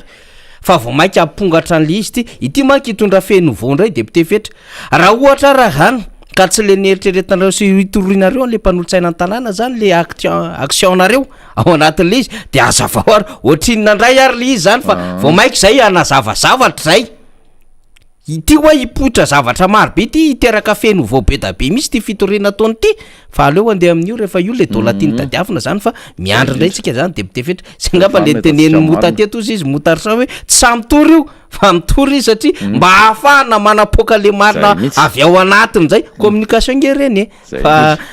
ity moa mbola lelavdafo izy ny teny any afatarina ny tena vrai tena vrai de nentina tatany ty ray ty mba izona braka azy mahazo any tena le vrai info zany de ho hita aminareo zany le izy satria tsy maintsy isy ange le hoe micomparaître zany de ho hita eo le izy depitefetra zany fandrasantsika zay zavatra fa tsika le eto miencourager any namana Clément Sarariniry na Lili Rafaralahy consort zany ho an'izay hoe mety hotorina ao anatin'izany fa reo ndrainy atsika reo vehivavy mahery vehivavy matanjaka reo tsy mitsokady reo fa de encourager nareo miatrika an'izao ady ho eto an-tanàna na Antananarivo zay depitefetra dia araky ny satria tao ny tenanay raha ny voasoratra ihany keo amin'ny code général des impôts ny article raha tsy diso 20 ilay izy de milaza toy izao amin'ny code général des impôts ny ao amin'ny service ny asetin'ny commune ihany no manao ny fampidirana azy io resaka etra ihany resaka io fa tsisy milaza mihitsy hoe ny SMGD araky ny tena hoe lalàna io ka dia rasanay indray zany rehetrarehetra zany mbola fanontaniana tsy nazombaliny maromaro ny teo aloha fa fitorina indray ny tonga aloha rehefa mitaky ny mangarara ary adidinareo sy asa zareo napetraky ny lalàna indrindra ireo mpanolotsaina ny tanàna zany resahako io zany zay ny makasika iny fa anisan'ny anankiray farany de makasika ty resaka hoe validation na homologation nataon'ireo olonareo satria ny andro tamin'ny andro nitondrany ny ramatoa Lalora Valomanana ny tanàna Antananarivo no nanaovana ny fanadiadiana ho iato teto efa nyresahako teto zay herinandro vitsivitsy lasa zay ny fanadiadiana amin'ny resaka fanisana nijanona tamin'ny resaka fanadiana fanisana ireo mpandohetra ny zatra natao tam'izany nampiny ny GIZ io moa fikambana na Allemagne io zany ao amin'ny zareo Allemand zany tonga teo amin'ny fitondrana ny tanàna Antananarivo Andriamatoa be ny tanàna ankehitriny de anavoaka iny de nisy nandeha ny resaka atao anambola am'izay sika tena tsosahirana tsy tsikarabola ozy ireo ekipa mpiara-miasa aminy ino ny tia natao ny zavadoza farafahakely ny avolo eny ny fampiakarana ny etra tena iliny taty fa be debe ny fitarainana amin'Arivo izy ary izy ihany no ny aiky Andriamatoa be ny tanàna fa de fa tamin'ny voalohany 700 raha tsy diso avao fa tonga 3 arivo zany fitarainana zany hoe tsy rariny zao mba azavao aminay ny fomba nanaovana ny kajy fa miakatra avo 10 20 100 eny 200 eny arivo eny ny etratrano takin'ny commune amin'ny vahoaka na Antananarivo indrindrandrindra ny teny amboribory tany fahadimy de eo le mipetraka le fanontaniana hoe manazo ny validation ve na homologation ny tany anivon'ny DGI anareo sady ny fariparitanareo fahatany teo fotsiny mpiakariny ohatrao ty fa mila vola izahay commune satria zay nampanantena zavatra be debe atao anatin'ny vely ranonay zay ny fanontaniana petrakay voalohany nisy ve izany satria araky ny teneniko hoe loi de finance ihany no mametra izany fa ny faritanareo arak'izay nitiavana azy de nailika rehefa aveo taty amin'ny be ny tanàna teo aloha nanao hoe be ny tanàna teo aloha nge ny nanao an'io mandray ny olona hosanana mihitsy reto olony reto ianareo no manao azy ka rehefa tsy afaka ho ary zareo de le manilika ndraiky sa sisa mifarafahaizana spécialité anareo ary io zavatra io ny réseau comptable trésor na de ny anivon'ny commune ara no ampiditra an'io na de atao araky ny teko any amin'ny commune zany io zavatra io resaka teknika be moa makasika an'izay fa zay ny tsy ariko de fanontaniana napetraka dia ataoko hoe ajanoko atreo iny makasika ny resaka SMGD CNAPS iny resaka ny fampiraraha ve tamin'ny matoto ve ny CNAPS ahoana ny conseil d'administration tao anatin'izany ahoana ny organisation sy ny fonctionnement tao zany ve ny antony nampidirana ponja ny ampahany tamin'izy ireo ary tadio tsara fa antony napiditra ponja be ny tanàna anankiray taona vitsivitsy lasa izay io resaka etra io mitovitovy amin'io mihitsy mitovitovy am'izao be ny tanàna tany atsimotsimo tany tsy de lavitra loatra na Antananarivo napiditra ponja am'izany satria gestion de fait ny fiteny an'izay gestion de fait ary penal izany kaza de mahitory rea aleo aloha mifampiresaka meo azy ny toerany sy ny ekeo ny andraikitra sy ny asa zay faritany lalàna ho azy anatin'ny 2014 020 fa tsy ataonareo arak'izay tianareo dia ny fomba fitantanana ty tanàna Antananarivo mila mangarara indrindra ho anao ramatoa filohan'ny vomiera commission ny atao hoe bonne gouvernance izay manana zavatra ambara betsaka mahakasika anareo raha zany fiarahana ny arahana atao anivon'io filankevitry ny tanàna io zany ny taona vitsivitsy lasa izay zay ny mahakasika an'iny namana faniry asa misy zavatra mazavazavy satria fotoana mandeha mantsy mandeha fotoana fa ny any tiako antanina deputé fetra iny ny SMGD iny tsy maintsy nitondrantsika fanazavany satria misy ale zone d'ombre ozy izy ianao le faritra manalokaloka de iny zany tsy maintsy nitondrana fanazavany izy zany sy fametraha-panontaniana fa mbola metraka fantanina député fetra ihany aloha zany am'le vaovao be mipoaka tamin'ny fakomaly de omaly mahakasika indrindra n'le dian'ilay délégation malagasy any Washington zany hoe nahazo famatsim-bola tsika de 10% any tsy 10% tsy averina 10% naverina efa navoaka ny communiqué ny conseil des ministres le ditany zany de le lavola azo tany misy le lavola tsy navoaka ihany tao anatin'le izy mino fa nahazo aniny vaovao iny ena député fetra raha ny fahafantarantsika azy satria findramam-bola iny mbola andalo ratification anivon'ny assemblée nationale iny ho avy ny fivoriana ara-potoana ho an'ny volana may ho avy zao inona ny azonao resana mahakasika an'iny vaovao raha iny misaotranao namana faniry napatsiahany zay zatry natefa teo azy ny resaka efa nataonareo zay nifandimby teto amin'ity plateau miara-manonjy ity sy tany amin'ny tambazotra sosialy rehetra tany ny any tiako mba hitondrana hevitra sy fanontaniana zany dia mahakasika ny hoe atsaro rely atsaro ny ezaka anafena na lava ny tsy fahombiazana amin'ny fitantanana na raha-pirenena tsy mangarara mosiny famaritana zany lara-pahamena zany de efa tsy hitanareo intsony fa mahakasika n'ity vaovao araky ny teninao 3 andro lasa izay vaovao izay nandritra ny dian'ny filoha-pirenena tany Washington de hoe nahazo an'izao fanampiana tsy verina am'izay montant nandrehetra fa mifanontaniana tokana mipetraka ao anatin'izany de hoe raha to ka manaiky marina ny filoha-pirenena sy ireo piso lelaka manodidina azy miezaka mamadidresaka dia filoha-pirenena nge ny miaiky zany sy ana rehetra fa marefo le firenena ary marefo indrindra manera-tany misy telo ve misy roa ve misy firy any aorinantsika tsika manko tsy mbola narefo hatram'izay zay indrindra fa andalam-pandrosoana de mahantra isika fa tsy marefo fa matoa ny klasin'ny olona ary nataon'ny olona sy ny tsy ny olona moa zany io fa ireo mpamatsy vola sy mpiara miombonantoka hoe pays pilote amina programma fanarenana zany ny pilote aloha aleo azavaina tsara eto fa tsy midika mihitsy hoe fitaratra na vitrine tsy midika an'izay mihitsy fa pays anaovana fanandramana atao andrana satria tsy jambana fa manana soloteny eto amin'ny firenena ny zavatra hitany dia andalam-pandrosoana teo aloha dia anisan'ny tena mahantra indrindra fa izao marefo indrindra manera-tany mbola mipetraka ny fanontaniana hoe misy firy moa zany aorinantsika zany za aloha tsy mahita itsony vao resaka mety Burundi ve tany miady daholo ny teo alolo teo no taorinantsika ary tsy mitsaha miena sy miemotra izany atao hoe PIB zany fa raha tany amin'ny firy taona lasa zay tamin'ny raiky amby 20 tany amin'ny 10 $, tany zany PIB isaky ny habitant zany raha ohatra ka ho an'ny Madagasikara fa am'izao tsika miteny zao efa manodidina na latsaka kely ny 30 sy 10 $, isan'olona izany zany de fa porofo ary marika vakina fotsiny tsy avy aty io avy aty amin'ny mpanohatra io tsy avy eto amin'ny miara-manonjy io fa ireo mpiara-miombonantoka sy organisme iraisam-pirenena avy amin'ny kadin'rareo no nahazahoana izany de zay fotsiny reo de porofo fa miamidina miamitotongana zany fara-piainana ary tsy ao anaty lavaka itsony araky ny tenin'ny président Ravalomanana ny firenena sy ny vahoaka fa any anaty antsana mangitsikitsoka am'izao fotoana itenenantsika zao ka zay araky ny teniko tony fanamariana tokana tiako hoentinao de ny hoe atsaro le ezaka atao anafenana ny tsy fahombiazana amin'ny alalan'ny serasera lavy ity satria hoe nindram-bola tsara raha tena nandeha tany amin'ny lalana tokony ho alehany zany fa tsy sanatria vilivily indray asa any amin'ny fambolena fanampiana ny tatsazy maro anisa ny resaka fanatsarana ny resaka hoe fanomezana angovo ny resaka fanomezana herinaratra ho an'ny akamaroan'ny malagasy ny resaka maro be toy izany ny tokony tena irosona ny lalana indrindraindrindra zay nylazaina fa tsy azo hoanina reo telo anisan'ny tena ary voaresaka reto anatin'izay na ampafiry ny loha verina sy fanampiana tsy any am'izay tsony no idirako sy valaparako fa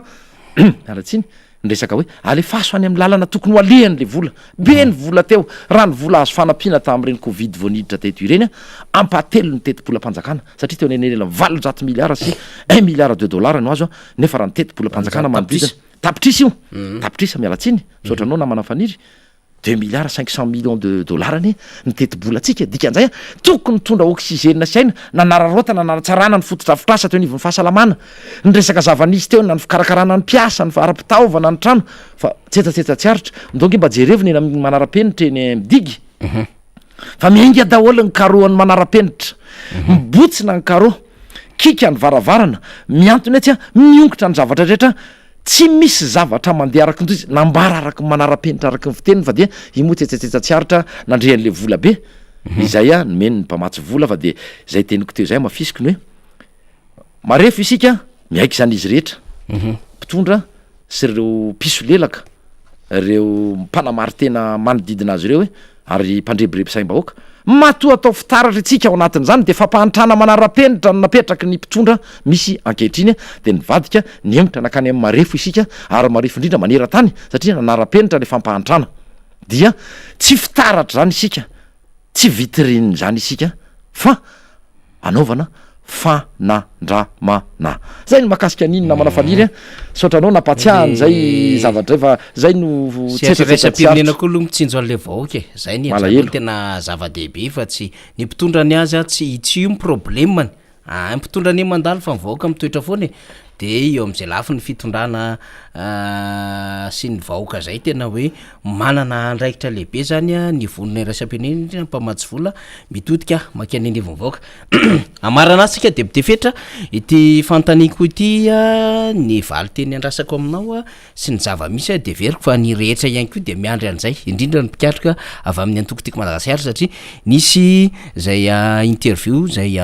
nataonao omaly tamina fahitalavitra tsy miankina makasika ny fiainany antoko tiako Madagasikara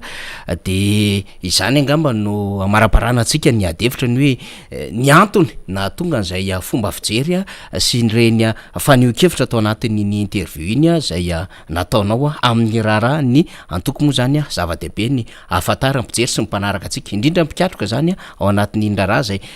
mandehibe le izy eny amin'ny sehatry ny aina manjery ny tambajotra sosialy ny gazety samihafa miresaka zay adevitra zay nentinao izay debite fetra mariny zany namana faniry nisy tokoa taorina ny interview zay nataoko tamina inao manjery tsy miankina iray zay sy tamina radio anankiray zay dia mikasika ny resaka momba ny raharaha ny tiako Madagasikara satria zava-misy inona ny tianambara atao anatin'izany zava-misy zany atao anatin'izany interview zany tsotra le izy satria araky nefa zavatra ny fampiresahana de anivon'ny atoko dia mafisy ny atonany hoe ny atoko tiako Madagasikara de atoko manana fitsipika fezy ny fitsipika anatiny ny rehetrarehetra na aiza toerana misy azy na inona andraikiny ao anatin'ny atoko dia feziny zany fitsipika izany avokoa zay ny voalohany faharoa dia atoko manaja ny mpitarika ny atoko tiako Madagasikara ny biby tsy misy lohany tsy mandeha de mpitarika zany fa tsy biby akory le olona fa fomba fiteny malagasy zany izy mpitarika filora valomanana manarakarak'izay misy ny birao politika izay ao anatin'ny tenanay amin'ny masolombam-bahoaka nefa misy ihany koa reo mpikambona anivon'ny birao politika zay tsy solombam-bahoaka fa napetraka manokana am'izany toerana zany no ny safidy sy ny atao hoe fahaiza manaony ny am'izany hoe fitantanana atoko izany teny fahatelo dia hoe atoko manaja rafitra misy rafitra ao anatin'ny atoko tiako Madagasikara tsy hoe akory hoe misy ny zavatra mitranga dia samy miteny zay tiana iteneniny izahay zay zany tsy mety zany zavatra any verina amin'ny mahazo anyreto mpitondra ankehitriny reto tsy nisy zany toy ny nampatsahivy ny faniry indray mandeha zay hoe raha anendry na sekretera jeneraly na isafidy minisitra na isafidy tompona andraikitra natreny amin'ny fokotany ara ny fitondrana ravalomanana sy président ravalomanana tam'izany satria tsy izy kosa aloha no safidy ny président ny fokotany fa reo misy ny ekipa zay atao hoe restreint nandinika an'izany mety misy teknisiana sy nrehetrarehetra fa tsy hidirako lalina tsy hivalaparako raha nisy zany fisafidianan'olona mena andraikitra zany tamin'ny fitantanana andriamatoa filora valomanana dia nisy ny fampiofanana tany anivon'ny resaka enlim tam'izany resaka leadership nampianarina amin'ny fitantanana fa napetraka voalohany de resaka fitsipika tsy valaparako ihany koa iny fa izao petraka ny fanontaniana maninona ny mpitondra ankehitriny miarahantsika nahita tamin'ny tambazotra tamin'ny ainao manjery rehetrarehetra na gazety gouverneur sy ny député ny ministre sy ny député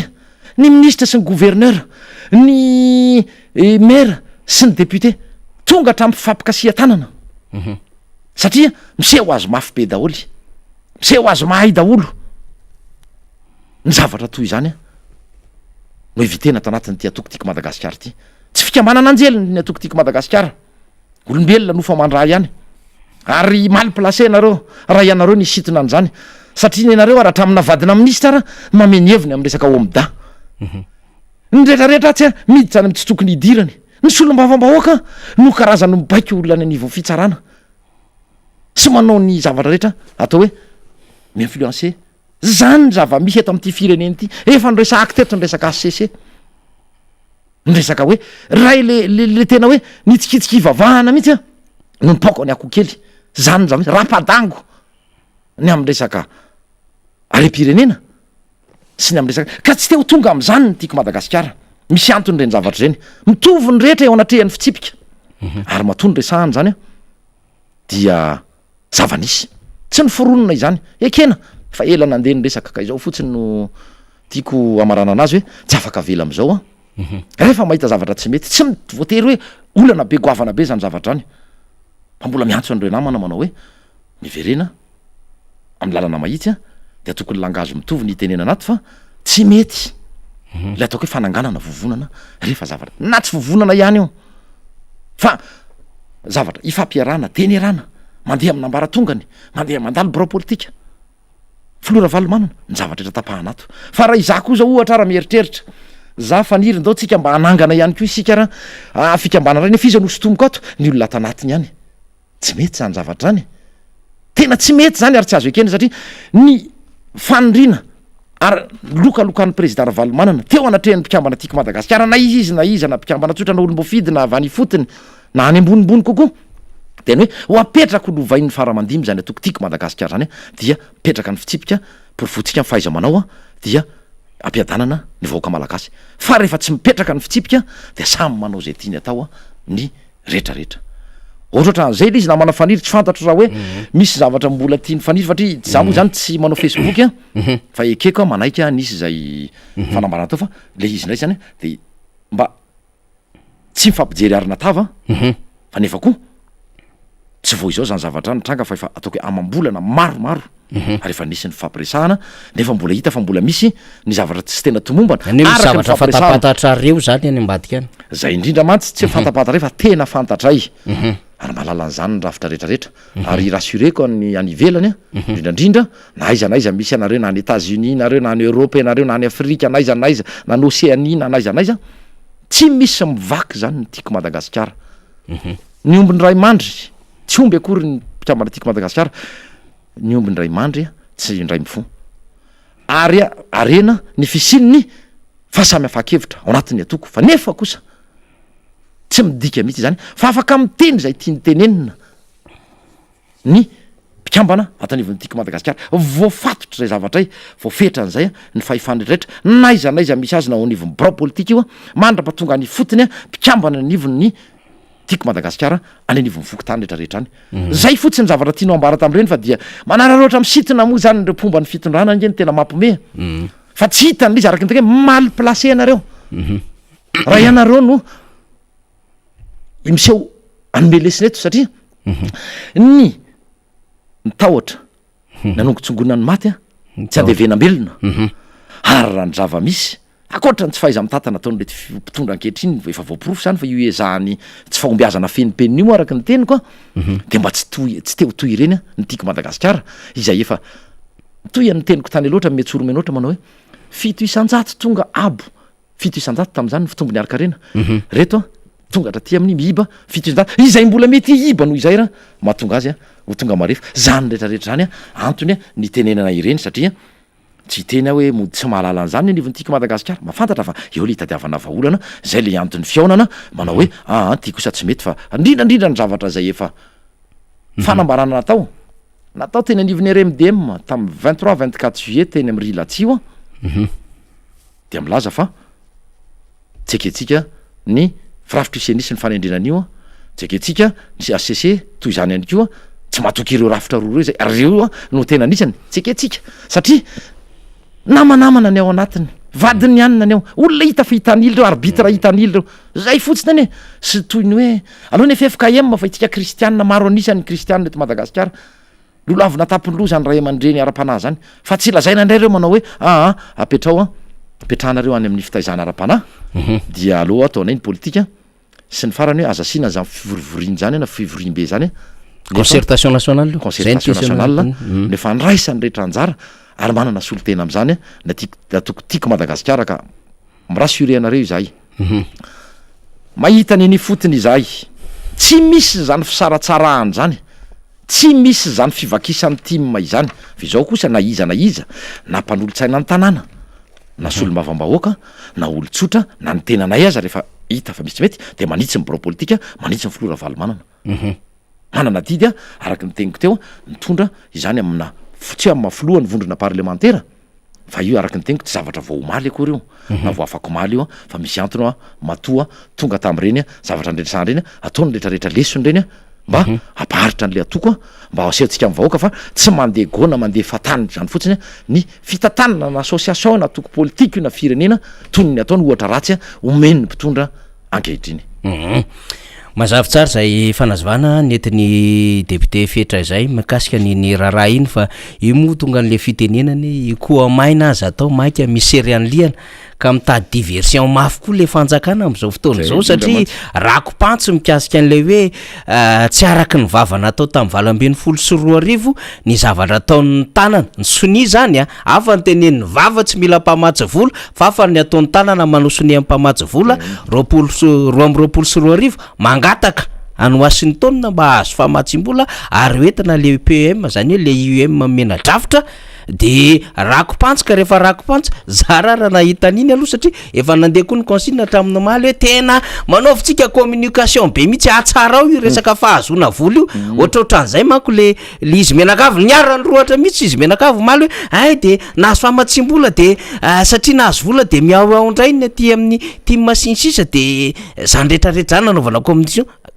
amboniny koa nahita an'le interview an'ny député fetra de sahiratsaina de ino ny décortiquena ny lalalovina teo fa ny team matanjaka ny team ary ny vaovao mafinaritra zao de ny ancien team rehetra ministre teo aloha ny député teo aloha maro be bureau politique teo aloha de nraisy ny Filomar Karavalomanana izy androany de efa hitantsika mivoaka ny sary fahatsiarovana ngeza be mihitsy zany dikan'izay de hoe maka an'le fahatanjahany antikotiko Madagasikara ary mametraka an'izany endriky ny fameloma maso redynamisation fanaizanina zany am'izay ale antompona andraikitra na bureau politique io na ny rectime io na ny distime na comptime na ny foctime de samy mametraka mahazava-dehibe ny fitsipika no nampatanjaka sy nahaparitra ny antoko politika rehetra zay conservateur amin'ny fiantso azy ankehitriny zay any ivelany any zay mitondra firenena ohatry ny any Chine, ny any Corée, ny any Japon maro be izy mitondra firenena ny any Allemagne koa anisany CDU nisany Angela Merkel io de anisany mitovitovy frehana am'izay antokotiko Madagasikara fombafomba fijery iaho de anisany mampatanjaka zay hoe ny fananana an'izay fitsipika de ino moa izy anao teo fitsipika de rafitra de pitarika reo zany tsy afaka misaraka reo de pitefetra fitsipika rafitra pitarika zay zany no mahantoko ny antoko zava-dehibe zany raha ohatra misy anapiny député fetra alohan'ny amarana antsika azy zava-dehibe ngamba nitondra kokoa any koa misy commentaire ve na soratsoratra namana technicien na vakitsika tsisy eny ary de amarantsika député fetra sady kokoa manaraka atsika koa ny any ampitan-dranomasina sy ny etaterana ka betsaka mihitsy ny nametra-panontaniana na ny tany ivelany moa indrindrandrindra sy ny teto toerana satria tiako lazaina amitsika pahabe maso eto fa zay ny zava-misy ary zay no atao hoe toetra natsapa ny mety lesoka teo aloha teny tiako Madagasikara miaika ange izahay fa tsy ohatranareo mety nisy ny lesoka fa anariny izahay naria ny président Ravalomanana fa tadio nefa fa tsy hoe raha miaika izay fa nisy kely ny lesoka tsy toy ny anareo fa adalana mihitsy de zao no afatra amrehetrarehetra mihitsy tia mivoaka malagasy ray manontolo manao ny team am'izao de tsy team mpandefindefitra itsony indrindra fa rehefa manana ny rariny raha izay fa aroa de ny team am'izao de tsy le team manaiky tangenam-bozina na tim atoka atao fitaovana hoan'ny tombontsoa manokana satria tsy tim ikaroana tombontsoa indrindra tombontsoan'olombitsy na tombontsoa manokana ny atokotiako Madagasikara fa hoan'ny vahoaka hoan'ny mpikatroka mato miady izany tiako Madagasikara taria amin'ny président Ravalomanana zany zay zala fintelo zay namaranako azy ary mbola averiko ny teny teo ary fiteny namana faniry ty manao hoe ny ombindray mifoa fa tsy omby akory ny tiako Madagasikara ny ombindray mandry tsy indray mifoa ary mahafantatry zavatra izay ekena manaiky izay fa misy olana tao mato miteny reny fa olana tsy goavana araky ny andraisany sasany azy na isotomany sasany azy na metrahany sasany karbonetra tsy mba sira intsony fa nasina levure nasina karbonetra mba hibotsina anafena nanaovana diversion manoloana ny tsy fahombiazana izay amin'ny fitantanana amin'ny firenena sy ny fikafika maro izay mamoehatra ataon'izao mpitondra ka dia tonga vaingana raha fifidianana tonga vanaingana ry fikahana andoha-pirenena miantso ny namana maro indrindra ao anatin'izao fankalazana ny faharoapolo taona karakaraina ao amin'ity taona ity izay ary mbola mikarakara ihany koa efa mieritreritra sady ny roapolo taona manaraka maolo démocrate chrétien ny karazana centriste ny any la frantsa moa somary niova-kely ny socialiste lasa ny LREM moa zao no nisan'ny malaza any sy ny sisa fa mba ho toy ny atoko lehibe rehetra parti républicain tany la frantsa moa ny tena teneniko dia mba ho toy ireny ny fanindriny ny président Ravalomanana tsy ho tonga amin'izany nefa isika raha tsy mipetraka izany fitsipika izany fanajana ny mpitarika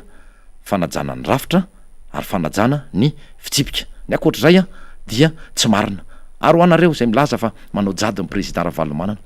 tsy mbola tao anatiny ianareo zay milaza fa tsy misy démocratie anatiny ao mbo efa tao ve ianareo ndao hiaraka aminay ary ndao mba hiarivory aminay ary ahitanareo an'izany hoe mamela malalaka mihitsy président Ravalomanana fa tombatombana ivelany no ataon'ireo mpankahala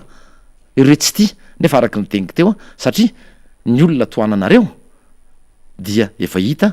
ny tsy fahaiza-manaony sy ny tsy fahombiazany ny ariary zany tatanatin'ny nanomboka 2024 ka hatramin'izao fotoana hitenenantsika izao tsy misy zany resaka hoe jadon'ny président Ravalomanana zay tiany ataonao atao ato hoe matoa afaka amin'ny teny toy izany izahay matoa izahay misy ny rafitra araky ny teny teo sy re tenitelo nataoko teo mpitarika rafitra fitsipika dia nyrehetrarehetra tokony manaja an'izay ka araky ny teniko koa nefa hoe tsy fikambanana anjely zany mety misy ny lesoka tokony arenina misy ny tokony ahitsy misy ny fampitenina fa tsy mifampijery ary natava akory izay atao anatin'ny atoko tiako Madagasikara ka dia zay no ametrahako satria maranako ny anjara fitenenako tasoloha alohan'ny amarana misy soratsoratra atao anaty commentaire ny MBS de amarana tsara sady mahengy fitepitefetra avy am'rina sora tovoarinjaka le ato mihitsy ovakikio aza vao tsara fa niry sy depitefetra fa misy taidronono mandroatra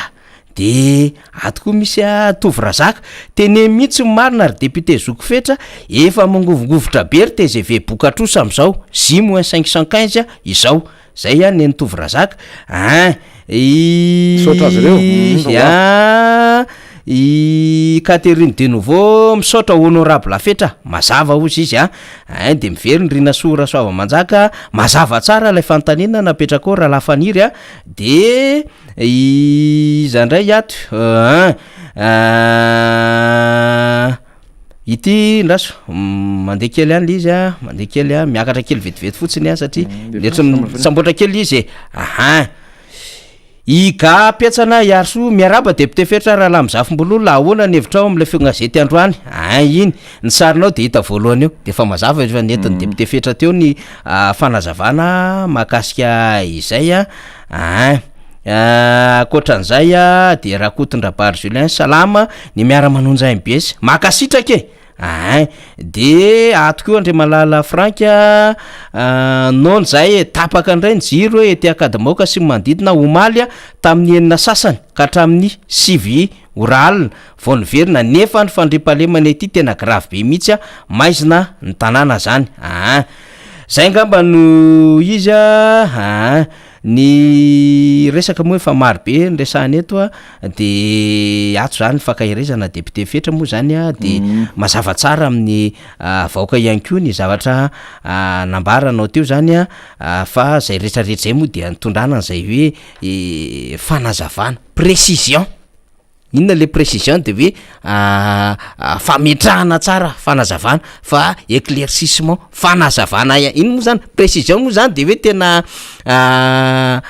ino moa zany zavatra précis tsara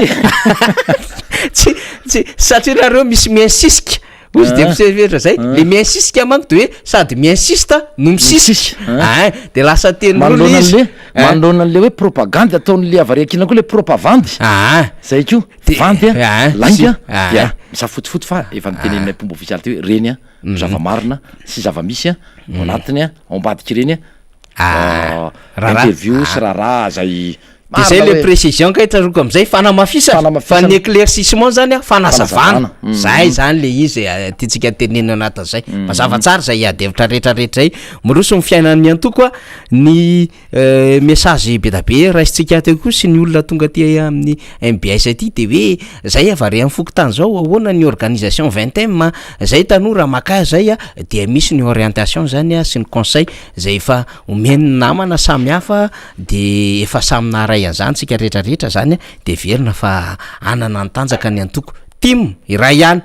ao anatin'ny RMDM ary tare amin'ny flo marikaravalomana sy ireo birao politika ny solombavamboaka atsika mpanolotsaina ny tanàna ny foko tim ny com tim ny dis tim ny reg tim ny fam tim ny jeune tim miasa daholo zany rehetrarehetra izany manao ny ezaka zay hatongavatsika eo amin'ny fitatanana ny firenena eny sodra de zay ataotsika anatra foana ary telesona foana ny zavatra rehetra mitranga ataotsika anatra iny ary soratsika an'Andriamanitra ny fananatsika amin'ny président Ravalomanana zay joro ray aman-dreny hatrany no teta tanorazana izy taorina nyreny fanonganam-panjakany reny efa io izy efa naseho ny fitiavan'ny tanorazana fa nody izy ary araky ny teniko ihany koa de hoe tsy izy no mila ny vaoaka malagasy fa ny vaoaka malagasy kokoa no mila azy mangataka azy ny am'izay le mbola hoe ivereneny hitatana ny fireneny zay de misaotra anao Andriamatofoloha fa nanisy ny lesoka nisy ny mety zavatra mety tokony arenina tamin'ireny fotoana ny tantanany reny dia fa atoko manana maizy azy atoko lehibe atoko goavana atoko aritra ary mbola fimieritreritra sady ny roapolo taona manaraka izany atoko tiako Madagasikara zany eo ambany fitarianao zay va dia faranako ny anjara falaisako anjara teto tamana sady amafisiko le izy hoe amafisiko mihitsy le izy hoe tsy ny fahefana sy ny vola sy ny voninahitra mamaky amin'ny filomarikaravalombanana fa ny anavotana nyty fireneny ty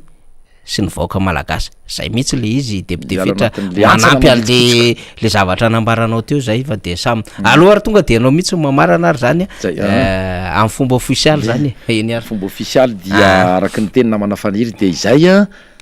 resadresaka mahakasika sy fitondram-panazavana mahakasika ny atokotiko Madagasikara sy ny fitsipika mifehy azay no namarana anazy ka tsy tokony ametrahanareo vonona izay fa apresaka amitsika rehetra na ny avalivon'ny atoko nareo maniry hiditra nareo fa ato anatiny na ny ivelany na ny eto atoerana mahakasika an'izay ary izay zao de anao tatitra mihitsy eny boribory tamin'ny fadiny fa efa alohany ny interview moa no efa nanapahana izany efa misy ny fiona ny mpitarika rehetra sy ny olom-boafidy ary reo assistant parlementaire reo tompona nraikitra rehetra eny nivony tiako Madagasikara nivony boribory tamin'ny fadimy zay anamafisana an'izay fitsipika ifampifehezan'izay ary indrindrandrindra koa amin'ny fiomanana amin'ny fankalazana ny faharoapolo taona ny zany atokotsika tiako Madagasikara zany atoko tsy mialonjafy mandray na iza na vaiza fiaviana